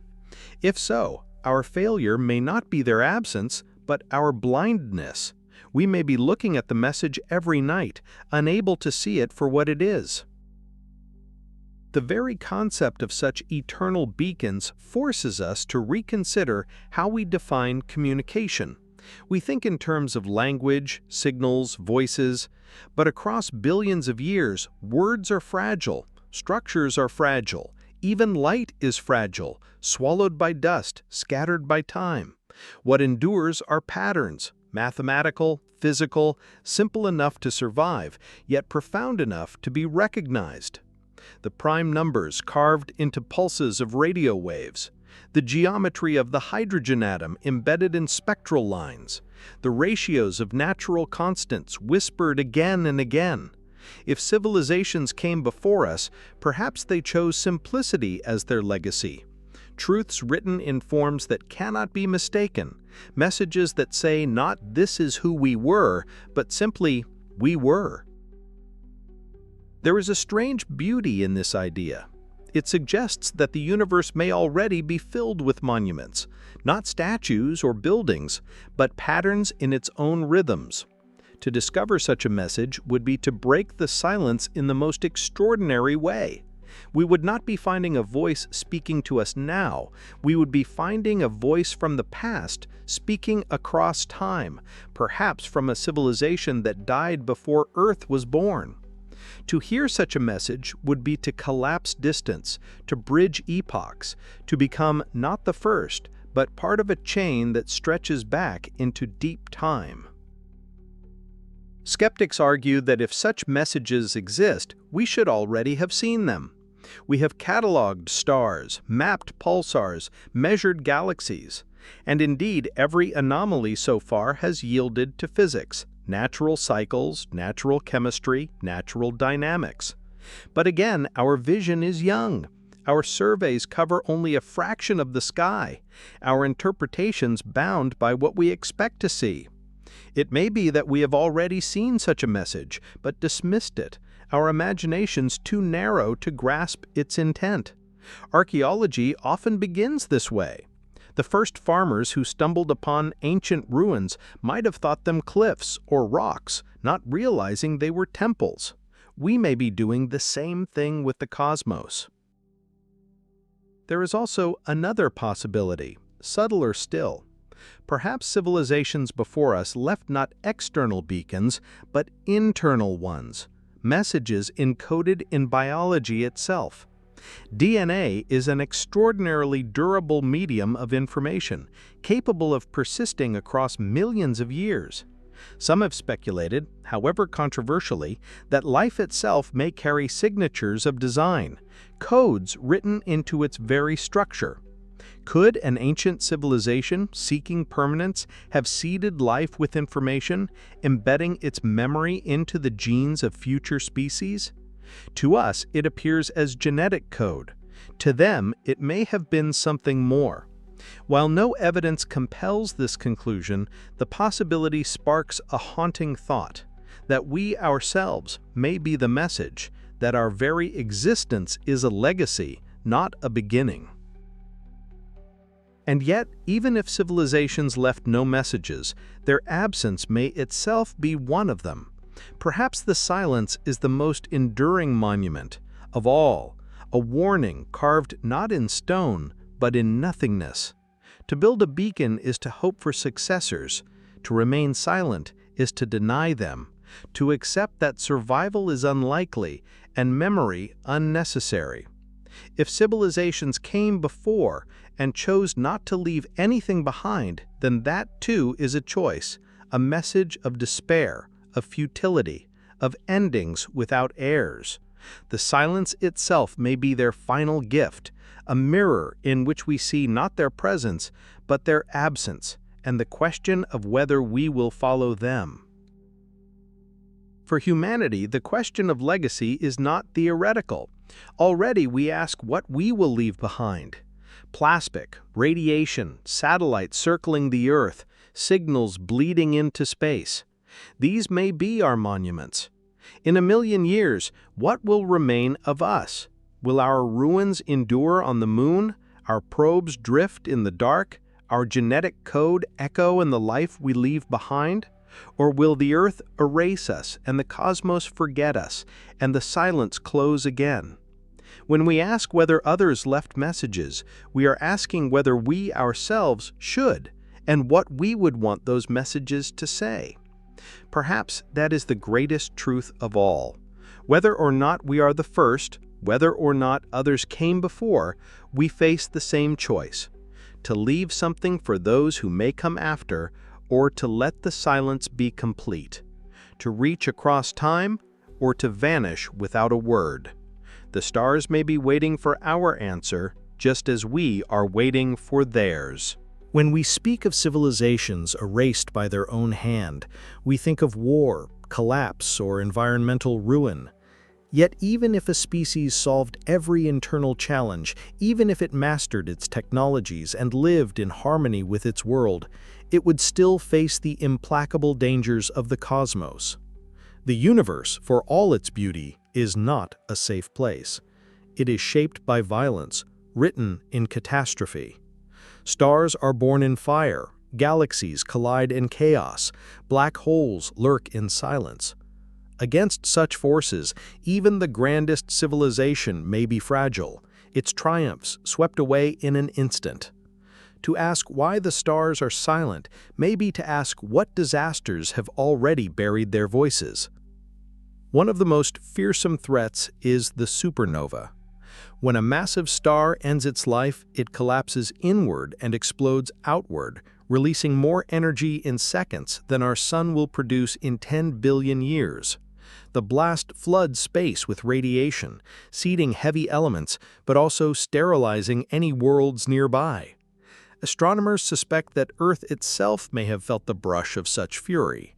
Traces of certain isotopes, like iron-60, suggest that a supernova may have occurred near us a few million years ago, altering our climate, perhaps even influencing evolution. If such an event struck during the height of another civilization, it might have been their end, recorded only in the dust of their dying sky. Even more terrifying are gamma-ray bursts, cosmic lighthouses of destruction. These events, caused by collapsing stars or merging neutron stars, unleash beams of radiation so intense they could sterilize life from thousands of light-years away if aimed directly. They are rare, but in a galaxy of billions of stars, rare is not safe. Imagine a civilization thriving for millions of years, only to be erased in a heartbeat by a burst they could neither predict nor prevent. Their legacy would vanish, not in decline, but in instant silence, erased before their light could reach the stars. On still larger scales, galaxies themselves can become arenas of catastrophe. The Milky Way is not a static spiral, it is alive, colliding, merging, reshaping. Already our galaxy bears the scars of past collisions with smaller galaxies, their stars scattered like bones into our halo. In 4 billion years, we will merge with Andromeda, an immense dance that will tear stars from their homes, disrupt planetary orbits, and ignite storms of star formation. Civilizations caught in such upheavals might find their skies filled not with familiar constellations, but with chaos, their home systems flung into exile or consumed in tidal destruction. Even the most advanced species may not survive a galaxy tearing itself apart. Closer to home, there are subtler killers. Rogue planets, worlds ejected from their systems, wander through the dark, invisible until they strike. A rogue planet passing near a star system could destabilize orbits, sending planets into cold exile or plunging them into their suns. Entire worlds could be lost, not by their own fault, but by chance encounter. Black holes pose similar dangers, invisible predators moving silently through the galaxy. Should one pass too close, its gravity could rend a planet, strip a system, or capture a star. Civilizations might never see the threat until it was too late. Even our own sun, so steady and familiar, is a temporary haven. In 5 billion years, it will swell into a red giant, boiling Earth's oceans, consuming Mercury and Venus, and scorching what remains of our world. If civilizations have arisen in older systems, many may have already faced such endings, the slow betrayal of their parent stars, which once gave them life, but eventually took it away. Perhaps some escaped, fled to other worlds, migrated outward to more distant orbits, but others, bound to their planets, may have perished with their suns, their ashes scattered into the nebulae that form new stars. The cycle of birth and death in the cosmos is merciless, and civilizations are caught within it. And then there are catastrophes not from without, but from within. Planets themselves can betray their children. Climate swings, volcanic winters, asteroid impacts, all have reshaped Earth's history. The Chicxulub impact ended the reign of the dinosaurs, a single strike resetting the course of evolution. Civilizations elsewhere might face similar blows. Comets from distant reservoirs, asteroids from crowded belts. Some may have had the technology to deflect them. Others may have been destroyed before they could act. A rich world with life could be sterilized overnight, its cities ground to dust, its oceans boiling with fire. The silence of the stars may echo with such endings, sudden, brutal, and final. To us, these cosmic catastrophes seem remote, almost abstract. The odds of a supernova close enough to harm Earth in the next million years are slim. Gamma-ray bursts are rare, and their beams narrow. Rogue planets and black holes lurk, but space is vast. Yet on cosmic timescales, millions, billions of years, rare events become inevitable. If civilizations endure long enough, they will face them. And perhaps this is the true answer to the silence. Not that civilizations never existed, but that time and catastrophe have erased them. The galaxy may have been full of voices, but the universe itself is a harsh editor, cutting their stories short. And yet there is another dimension to these disasters. They may not only destroy, but they may also transform. Supernova scatter the elements of life. Impacts reset evolution, clearing space for new forms. Catastrophes may silence civilizations, but they also set the stage for others. Perhaps our own existence is possible only because others were destroyed. Perhaps humanity is the child of catastrophe, living on a world shaped by countless extinctions. If so, then the silence of the stars is not only tragedy, but inheritance. We are here because others are not. This perspective is humbling, even unsettling. It means that survival may not be the default, it may be the exception. Civilizations may rise, but the universe is patient, and time is long, and eventually catastrophe claims them all. Against that tide, what chance do we have? To endure, we must not only master ourselves, but master the universe. We must learn to shield against radiation, to move between stars, to survive worlds dying, to outlive galaxies colliding. To endure is to become more than we are now, to become resilient not just to our own errors, but to the fury of the cosmos itself. This may be the true test of intelligence, not whether we can build machines or split atoms or reach other worlds, but whether we can look upon the universe, see its dangers, and prepare. Civilizations that fail to do so vanish into silence. Those that succeed may endure for eons, long enough to leave traces that others might find. If we find no such traces, perhaps it is because the test is nearly impossible and most fail. Or perhaps somewhere a few have passed it, and they endure still, hidden in places where catastrophe cannot touch them. For humanity, the lesson is clear. We are small, fragile, and temporary against the storms of the cosmos, but we are also aware. We can see the dangers, name them, imagine them. That awareness is our advantage, our chance to act. The silence of the stars may be warning us not only of failure, but of possibility. That survival is rare, but not impossible. That if we prepare, if we endure, if we choose wisely, we may outlast the silence and become a voice that endures where others were erased.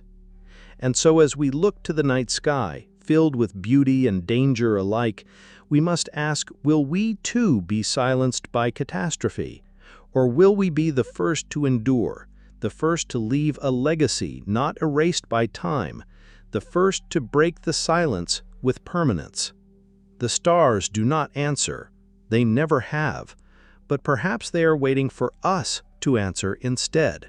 If the silence of the stars is not the result of destruction, then perhaps it is the result of concealment. What if civilizations do not vanish, but transform into something so unlike us that we cannot recognize them? What if the universe is not empty at all, but full, teeming with presences that have chosen or evolved to remain unseen? The thought is at once haunting and exhilarating, that the void around us may not be a void, but a stage where others move in shadows. To understand this possibility, we must first accept a sobering truth. Our instruments, for all their power, are blind to most of reality. The electromagnetic spectrum, the range of light our telescopes can see, is vast compared to human eyes, but even so, it is a narrow slice. Most of the universe is hidden in forms of energy and matter we cannot directly perceive. Dark matter, which outweighs visible matter 5 to 1, is invisible to us except through gravity. Dark energy, which drives the expansion of the cosmos, is even more mysterious. The known universe is but the tip of an iceberg, and the rest lies in darkness. Could a civilization advanced beyond our imagination choose to dwell in that unseen realm? Could it exist in forms of matter or energy we cannot measure, slipping past every attempt at detection? Some scientists and philosophers suggest that the absence of evidence for extraterrestrials may itself be evidence of choice. The dark forest hypothesis, proposed by the writer Liu Cixin and inspired by game theory, imagines a universe where every civilization hides, fearful that to reveal itself is to invite destruction. In a cosmos without a galactic police, the safest strategy may be silence. To broadcast one's presence is to gamble that others are peaceful. To remain invisible is to live. If this is true, then perhaps civilizations endure, but they cloak themselves deliberately, transmitting nothing, camouflaging their planets, erasing every signature of their existence. We would not see them, because they do not want to be seen. But concealment could go beyond strategy. It might be a natural outcome of technological evolution. Consider our own trajectory. In just a century, we moved from smoke signals and radio towers to fiber optic cables and quantum encryption. Our broadcasts, once spilling into the sky, are becoming quieter, more contained. A distant observer listening to Earth would hear our radio noise diminishing year by year. A civilization thousands or millions of years ahead of us might have already moved to communication methods invisible to us: neutrino beams, gravitational waves, entangled particles. They may speak in mediums we cannot yet imagine, leaving no trace in the sky for our antennas to catch. What looks to us like silence may to them be a roaring conversation. Even more radical is the possibility that civilizations transcend biology itself. We are creatures of carbon and water, fragile and finite, but intelligence may not need to remain bound to flesh. Already we dream of artificial minds, of uploading consciousness, of merging with machines. A sufficiently advanced species might transfer itself into computational substrates far beyond our comprehension. Planet-sized networks, or nanoscopic architectures woven into matter itself. Such beings might not require planets, or stars, or anything we recognize as civilization. They might be swarms of microscopic machines drifting in the interstellar medium, or quantum minds existing within black holes, or distributed intelligences spread thinly across the fabric of space-time. How would we detect such entities? We would not. To us, they would be indistinguishable from the void. There are whispers in our own data that stir such speculation. Astronomers have found anomalies in starlight, tiny fluctuations, inexplicable dimmings, strange periodicities. Most have natural explanations: dust, stellar activity, instrumental error. Yet some remain stubborn mysteries. The most famous is the so-called Tabby's star, which dimmed irregularly by as much as 20%, far more than any planet could explain. While the consensus leans toward natural causes, for a time the most tantalizing idea was that of a megastructure, a Dyson swarm of collectors built by a civilization to harvest starlight. No evidence has confirmed this, but the possibility lingers in the imagination.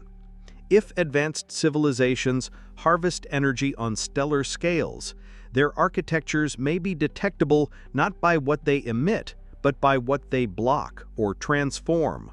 Yet the search has yielded little. Either such megastructures are rare, or their builders are more subtle than we imagine. Perhaps subtlety is the point. A truly advanced civilization may not be concerned with stars at all. To us, a star seems the ultimate resource, limitless energy blazing in the sky. But to minds millions of years ahead, a star may be crude, inefficient, irrelevant. They may draw power instead from quantum fields, from black hole accretion, from dimensions of physics we have yet to discover. Their projects may not be visible in the way we expect. They may not leave signatures in light, but in domains of reality beyond our sight. The absence of evidence may not be absence, but misdirection. We are looking for the wrong things in the wrong way. There is also the possibility that civilizations evolved not toward expansion, but toward inwardness. We imagine spreading across the stars because we are restless, curious, unrooted. But perhaps others find fulfillment not in colonization, but in perfection. They may turn inward, creating virtual worlds richer than anything the cosmos offers. Entire civilizations may exist within simulations of their own making, where physics is pliable, time is elastic, and the possibilities infinite. If so, why would they reach outward at all? To them, the stars may be irrelevant distractions.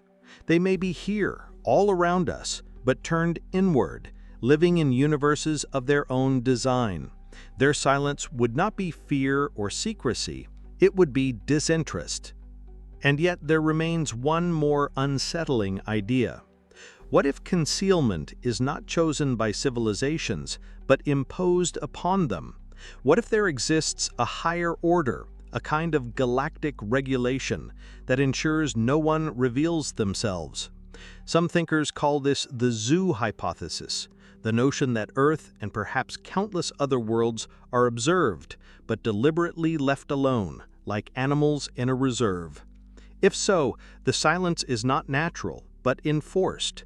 Advanced civilizations may have agreed, or been compelled, not to interfere, not to reveal, not to disturb the emergence of others. We may live inside a kind of cosmic quarantine, unaware that we are watched. To us, the stars seem empty. To them, the experiment continues.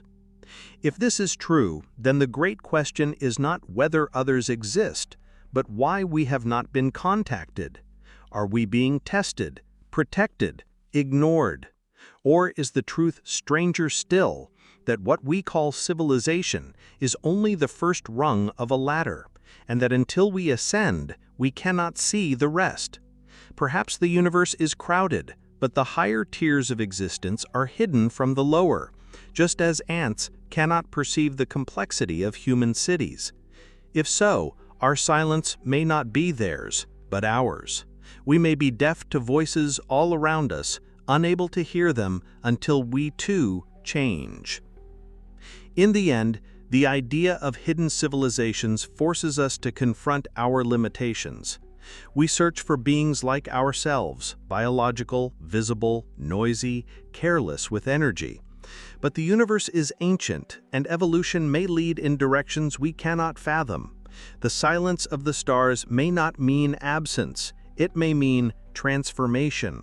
The cosmos could be full of minds, quiet, unseen, unknowable, watching, waiting, or simply existing beyond our reach, and we, still bound to our small blue world, may be the ones who are hidden, blind in a universe alive with presences we cannot yet detect. If civilizations conceal themselves, either by choice or by transformation, there is another possibility equally profound, that they leave behind traces, not in signals or light, but in the physical scars of their existence.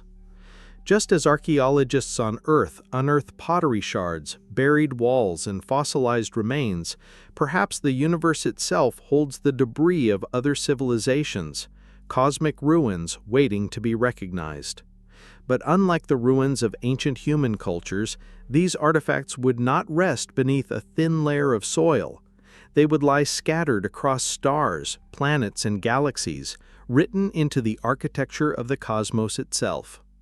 When we imagine extraterrestrial ruins, our minds leap to the spectacular, colossal machines encircling stars, titanic space stations adrift between worlds, alien monuments carved into asteroids. Science fiction is filled with such imagery, and for good reason, they stir the imagination. But reality may be subtler. The footprints of advanced beings may not look like anything we would expect.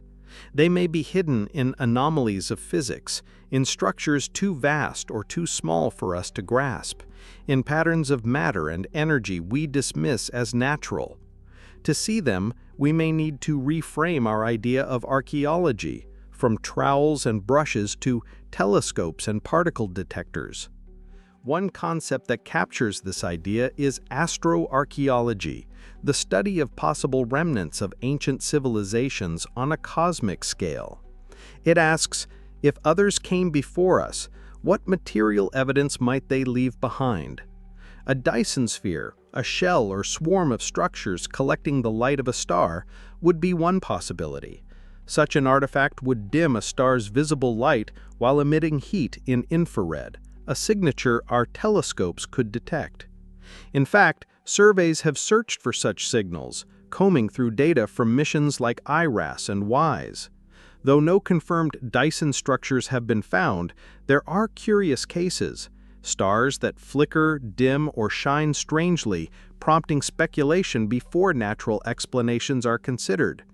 Tabby's star was one such case, its mysterious dimming once thought to hint at alien engineering.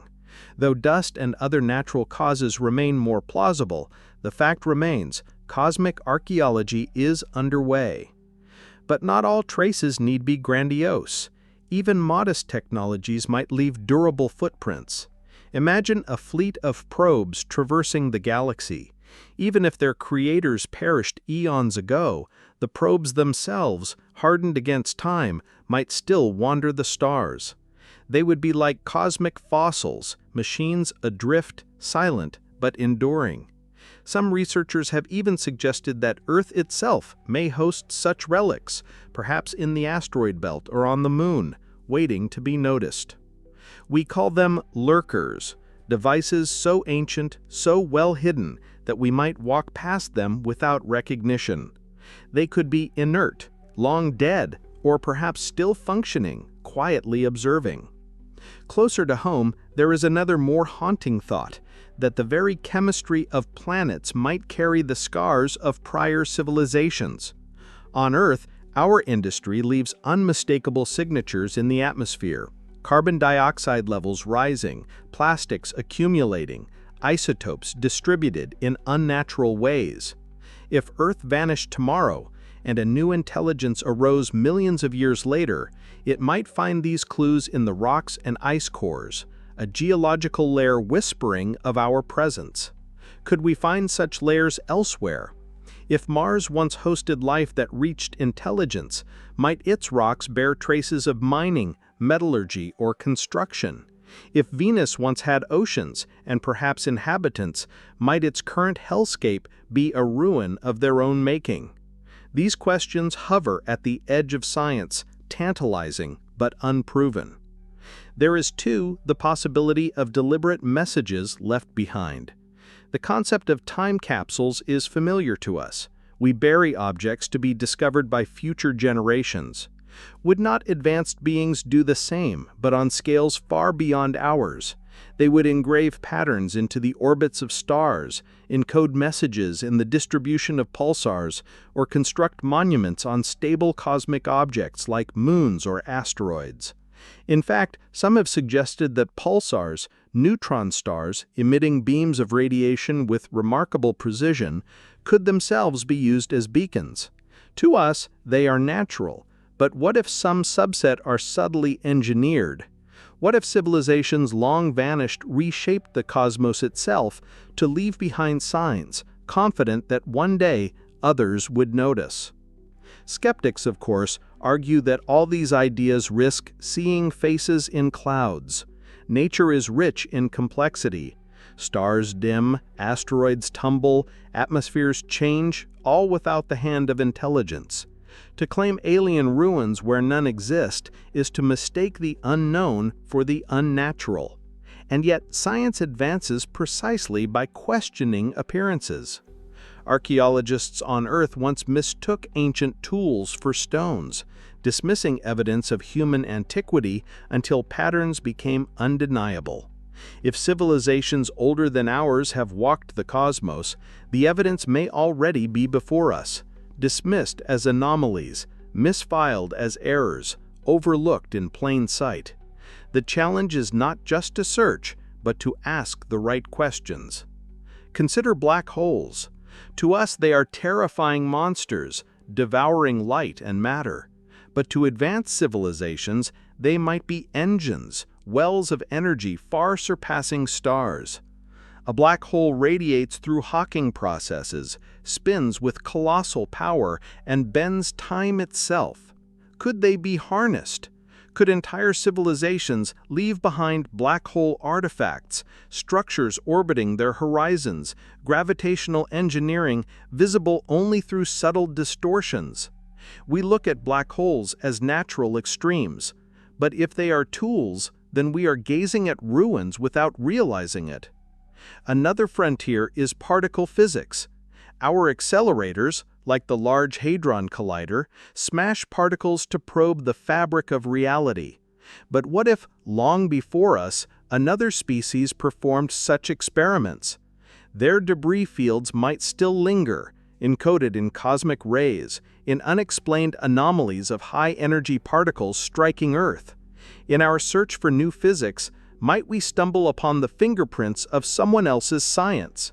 Perhaps what we call the mysteries of dark matter or neutrino behavior are not purely natural phenomena, but the lingering side effects of ancient technologies operating on scales we barely comprehend. The very structure of galaxies raises similar questions. Why do some galaxies form peculiar shapes, rings, arcs, voids, so unlike the rest?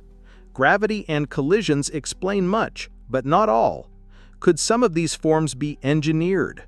Could vast cosmic patterns be intentional, designed as beacons or monuments spanning millions of light years? To us, such an idea borders on madness, but to a civilization billions of years older whose technology grows as far beyond ours as ours surpasses stone tools, sculpting galaxies might be as feasible as sculpting mountains is to us. If so, then the night sky may already be their canvas, filled with works we mistake for chance. The sobering truth is that if ruins exist, they may be as invisible to us as a computer chip would be to a medieval farmer. Without the right context, the greatest artifact is indistinguishable from a rock. Our eyes, our minds are tuned to human scales. We may not recognize alien engineering even if we hold it in our hands. The challenge of cosmic archaeology is not just to search, but to expand our imagination, to train ourselves to see the unnatural within the natural. The first true discovery may come not from building new instruments, but from looking at old data with new eyes. And yet, even if we found such ruins, if tomorrow a probe, a megastructure, or a cosmic monument were confirmed, the revelation would be staggering. It would mean we are not the first. It would mean intelligence blooms and leaves behind marks that endure across eons. It would mean the universe is not silent, but a palimpsest, a manuscript written and rewritten, civilizations layered upon civilizations, their traces faint but indelible. In that light, our existence would take on a new weight. We too would, one day, leave ruins behind. The question would not be whether, but what kind. Would our legacy be scars of destruction or beacons of meaning? If others have left their marks, then perhaps the universe is not a barren wilderness, but a vast museum. The stars may be filled with relics, hidden in plain sight, awaiting the moment when our eyes are sharp enough to see them. And in searching for them, we are not just looking for others, we are looking for ourselves, for the role we play in a story far older, far grander than we have yet imagined. If we dare to imagine that the universe is strewn with the ruins of civilizations long extinguished, then we must inevitably turn the lens back upon ourselves. What legacy, if any, will we leave behind? And more profoundly, what would those traces say about us? Archaeology is not just about stones and shards, but about identity, about the choices a culture makes and the priorities it enshrines. If future beings, alien or even our own descendants separated by geological epochs, were to sift through the debris of Earth, what story would they read in the layers of rock, in the relics orbiting our planet, in the silent monuments we leave behind. Already, without meaning to, we are inscribing our presence into the planet itself.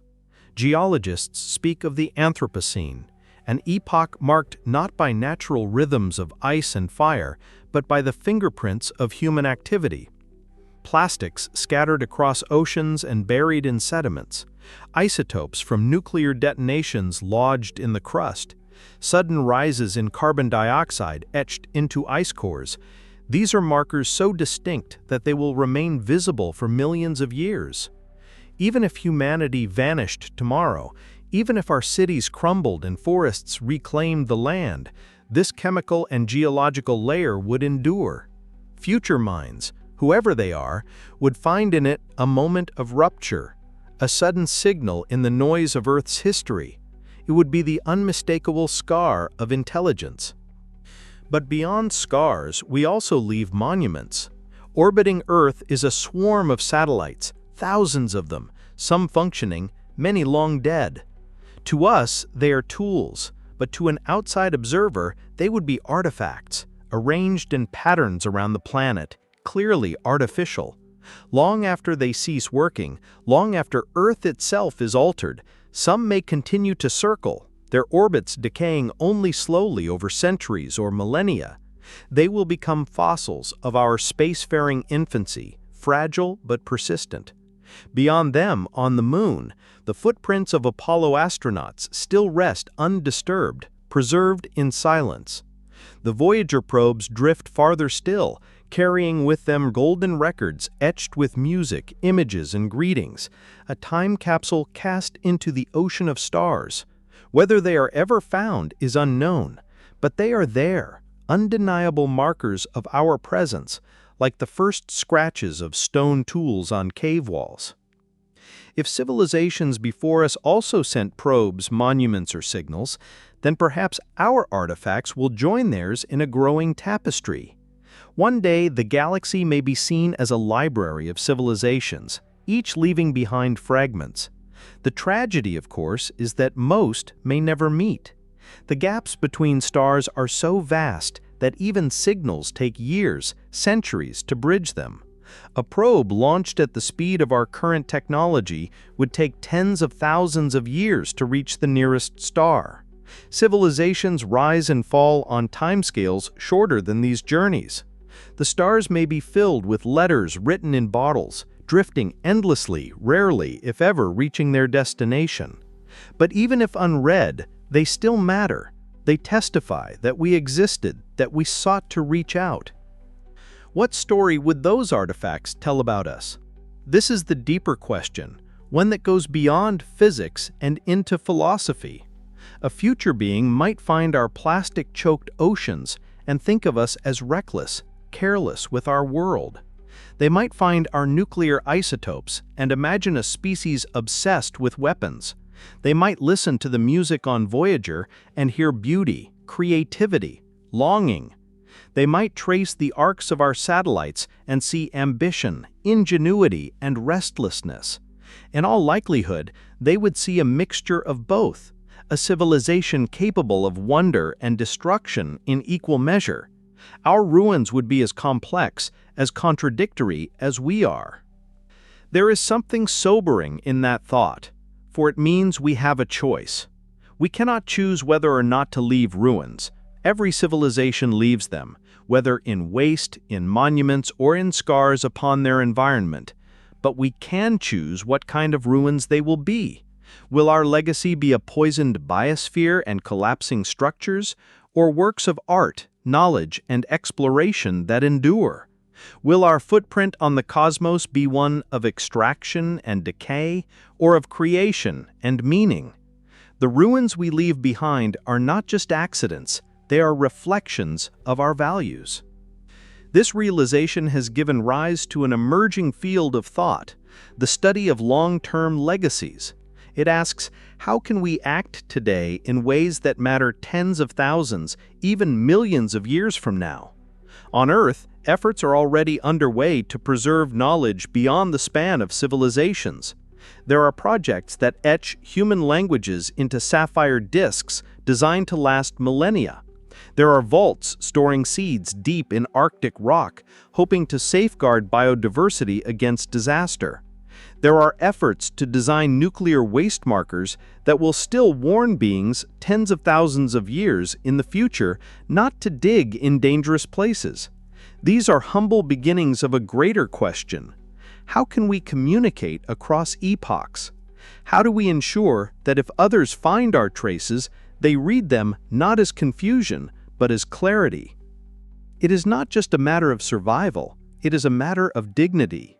If we are one of many civilizations in the cosmos, then our ruins will one day sit alongside theirs. If the universe is indeed a vast museum filled with the layered artifacts of countless beings, then our contribution should reflect who we aspire to be. Perhaps the greatest monument is not a megastructure or a probe, but the preservation of Earth itself. A thriving biosphere maintained and protected would be a legacy more profound than any machine. For if future intelligences find a green and living Earth, they would not see just that we existed, but that we cared. And yet, there is a darker possibility. If civilizations are common, then perhaps most fail not through external disaster, but through their own inability to manage the legacies they create. Perhaps they drown in their own waste, or exhaust their worlds, or collapse under the weight of technologies they cannot control. Perhaps the ruins we are most likely to leave are not monuments, but warnings. And perhaps that is why the stars seem silent, because the universe is already littered with ruins, but they are ruins of failure, not triumph. If so, then the responsibility before us is even greater. To endure, to thrive, is not just to survive for ourselves, but to break a cycle written across cosmic history. In contemplating this, we find ourselves in a paradox. We long to find ruins of others, to prove we are not alone, yet we fear what those ruins might say. For to find a shattered civilization, extinguished long ago, is to glimpse our possible future. To see the fate of another is to confront the mirror of what we might become. And so the search for ruins is not only about them, it is about us, our fragility, our resilience, our choices. It forces us to ask the most difficult question: what will remain of us when we are gone? The answer, in the end, is not yet written. It lies in the decisions we make now, in the paths we choose.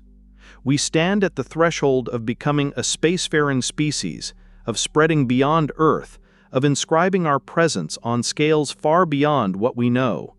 Every step carries weight, every action echoes forward. The ruins we leave are not inevitabilities. They are stories we are writing, lines etched into the book of the cosmos. And like any story, we must choose what tone it will carry: despair or hope, destruction or creation, silence or song. For in the silence of the stars, one truth resounds: to be remembered is to matter. If others came before, they too must have wrestled with this question.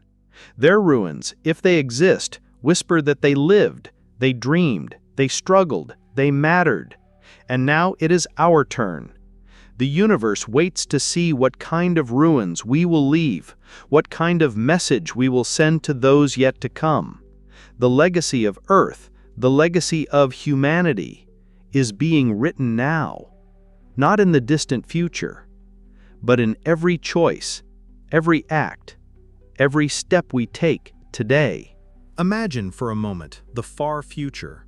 The continents have shifted, mountain ranges eroded, oceans drained and refilled by the slow heartbeat of plate tectonics. The stars above have changed as well, their constellations warped beyond recognition by the relentless drift of the galaxy. And yet, buried in the sediments, orbiting in the void, or encoded in faint radio echoes, fragments of our existence remain. Perhaps no living being recalls us directly, but the cosmos itself has become our archivist. The story of humanity, our rise, our wonders, our mistakes, lie scattered like seeds across time. The ultimate fate of Earth, however, cannot be postponed forever. In about 5 billion years, the Sun will exhaust its hydrogen fuel and swell into a red giant, consuming Mercury, Venus, and very likely Earth as well. Long before that, rising solar luminosity will render our planet uninhabitable. Within a mere 1 billion years, the oceans may evaporate, the atmosphere may boil away, and Earth may become another barren world scorched by its star. Life, if it continues, must adapt, evolve, or depart. The clock is already ticking. And this is not a fate unique to us. It is the destiny of all worlds bound to unstable suns. If civilizations arise, they too must one day confront this truth.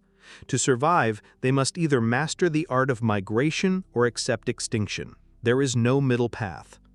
That awareness gives a new urgency to our present moment.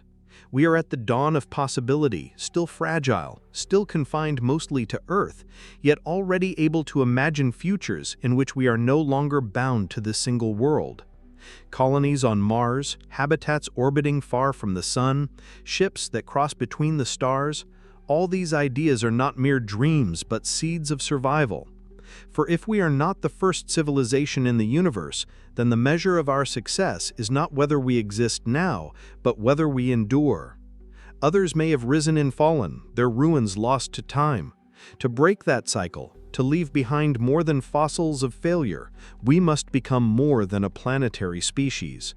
We must step onto the stage of the cosmos as lasting participants, not brief actors.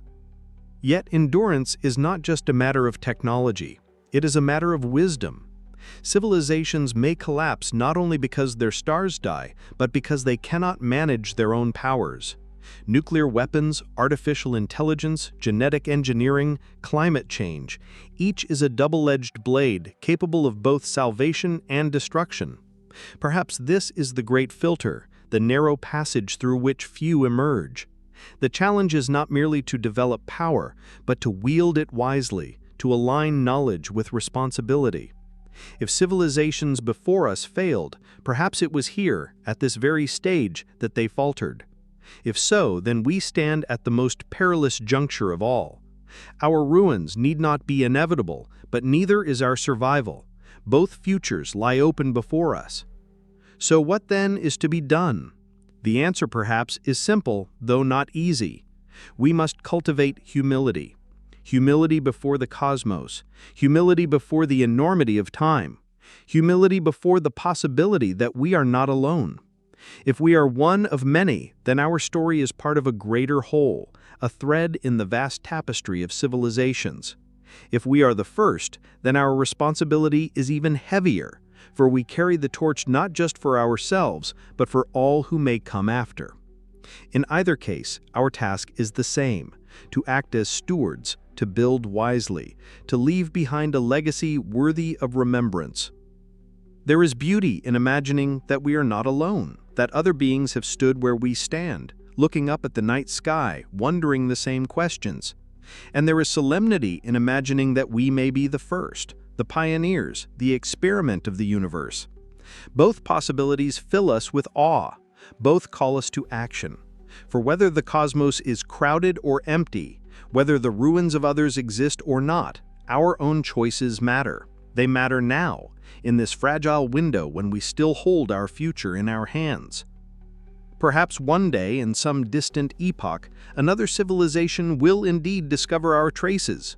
They may stand on the surface of a planet that once knew our presence, and they may dig into the rock to find the imprints of our cities, the isotopes of our bombs, the remnants of our art. Or perhaps they will intercept the faint echo of Voyager's golden record, still whispering greetings across interstellar space. And in that moment, they will know that once, long ago, a species called humanity looked out at the stars with curiosity, with fear, with wonder. They will know we existed. They will know we dreamed. And if no one ever finds us, if the void swallows our traces, if time erases our monuments, still it does not mean we were meaningless. For the meaning of a civilization lies not only in what others see of it, but in what it creates in its own time. The stories we tell, the knowledge we uncover, the kindness we show, the art we leave, All of these are ends in themselves. Even if the cosmos remains silent, even if our ruins are never found, we mattered. To each other, to this planet, to life itself. To live with awareness of our impermanence, and yet to create, to explore, to love, that is the triumph of being human. And so as we close this journey, let us return to the question with which we began. What if we are not the first civilization in the universe? The answer ultimately changes little about our duty. Whether others came before or not, whether the stars hide countless ruins or none at all, our responsibility is the same. We must live wisely. We must endure. We must choose what kind of legacy we will leave behind. The universe is vast, time is long, and civilizations are fragile. But in that fragility lies a rare and precious beauty, the beauty of consciousness, the beauty of choice, the beauty of beings who can ask these questions at all. The night sky stretches above us, silent and endless. Perhaps it hides the voices of others. Perhaps it waits for ours. Either way, we are here now, alive in this moment, able to shape what comes next. And that, more than anything else, is the miracle. We are the universe looking back at itself, a brief flare of awareness in the dark. And what we do with that awareness, how we choose to live, what ruins we choose to leave, that is the story we give to eternity. The stars await, the future awaits, and the question remains, echoing into the silence, are we alone? Or are we part of something far greater, something ancient, something ongoing? The answer may never come, but the asking, the wondering, that itself is enough to guide us forward. For in the end, the true measure of a civilization is not whether it is the first, nor the last, but whether it dares to dream across the abyss of time.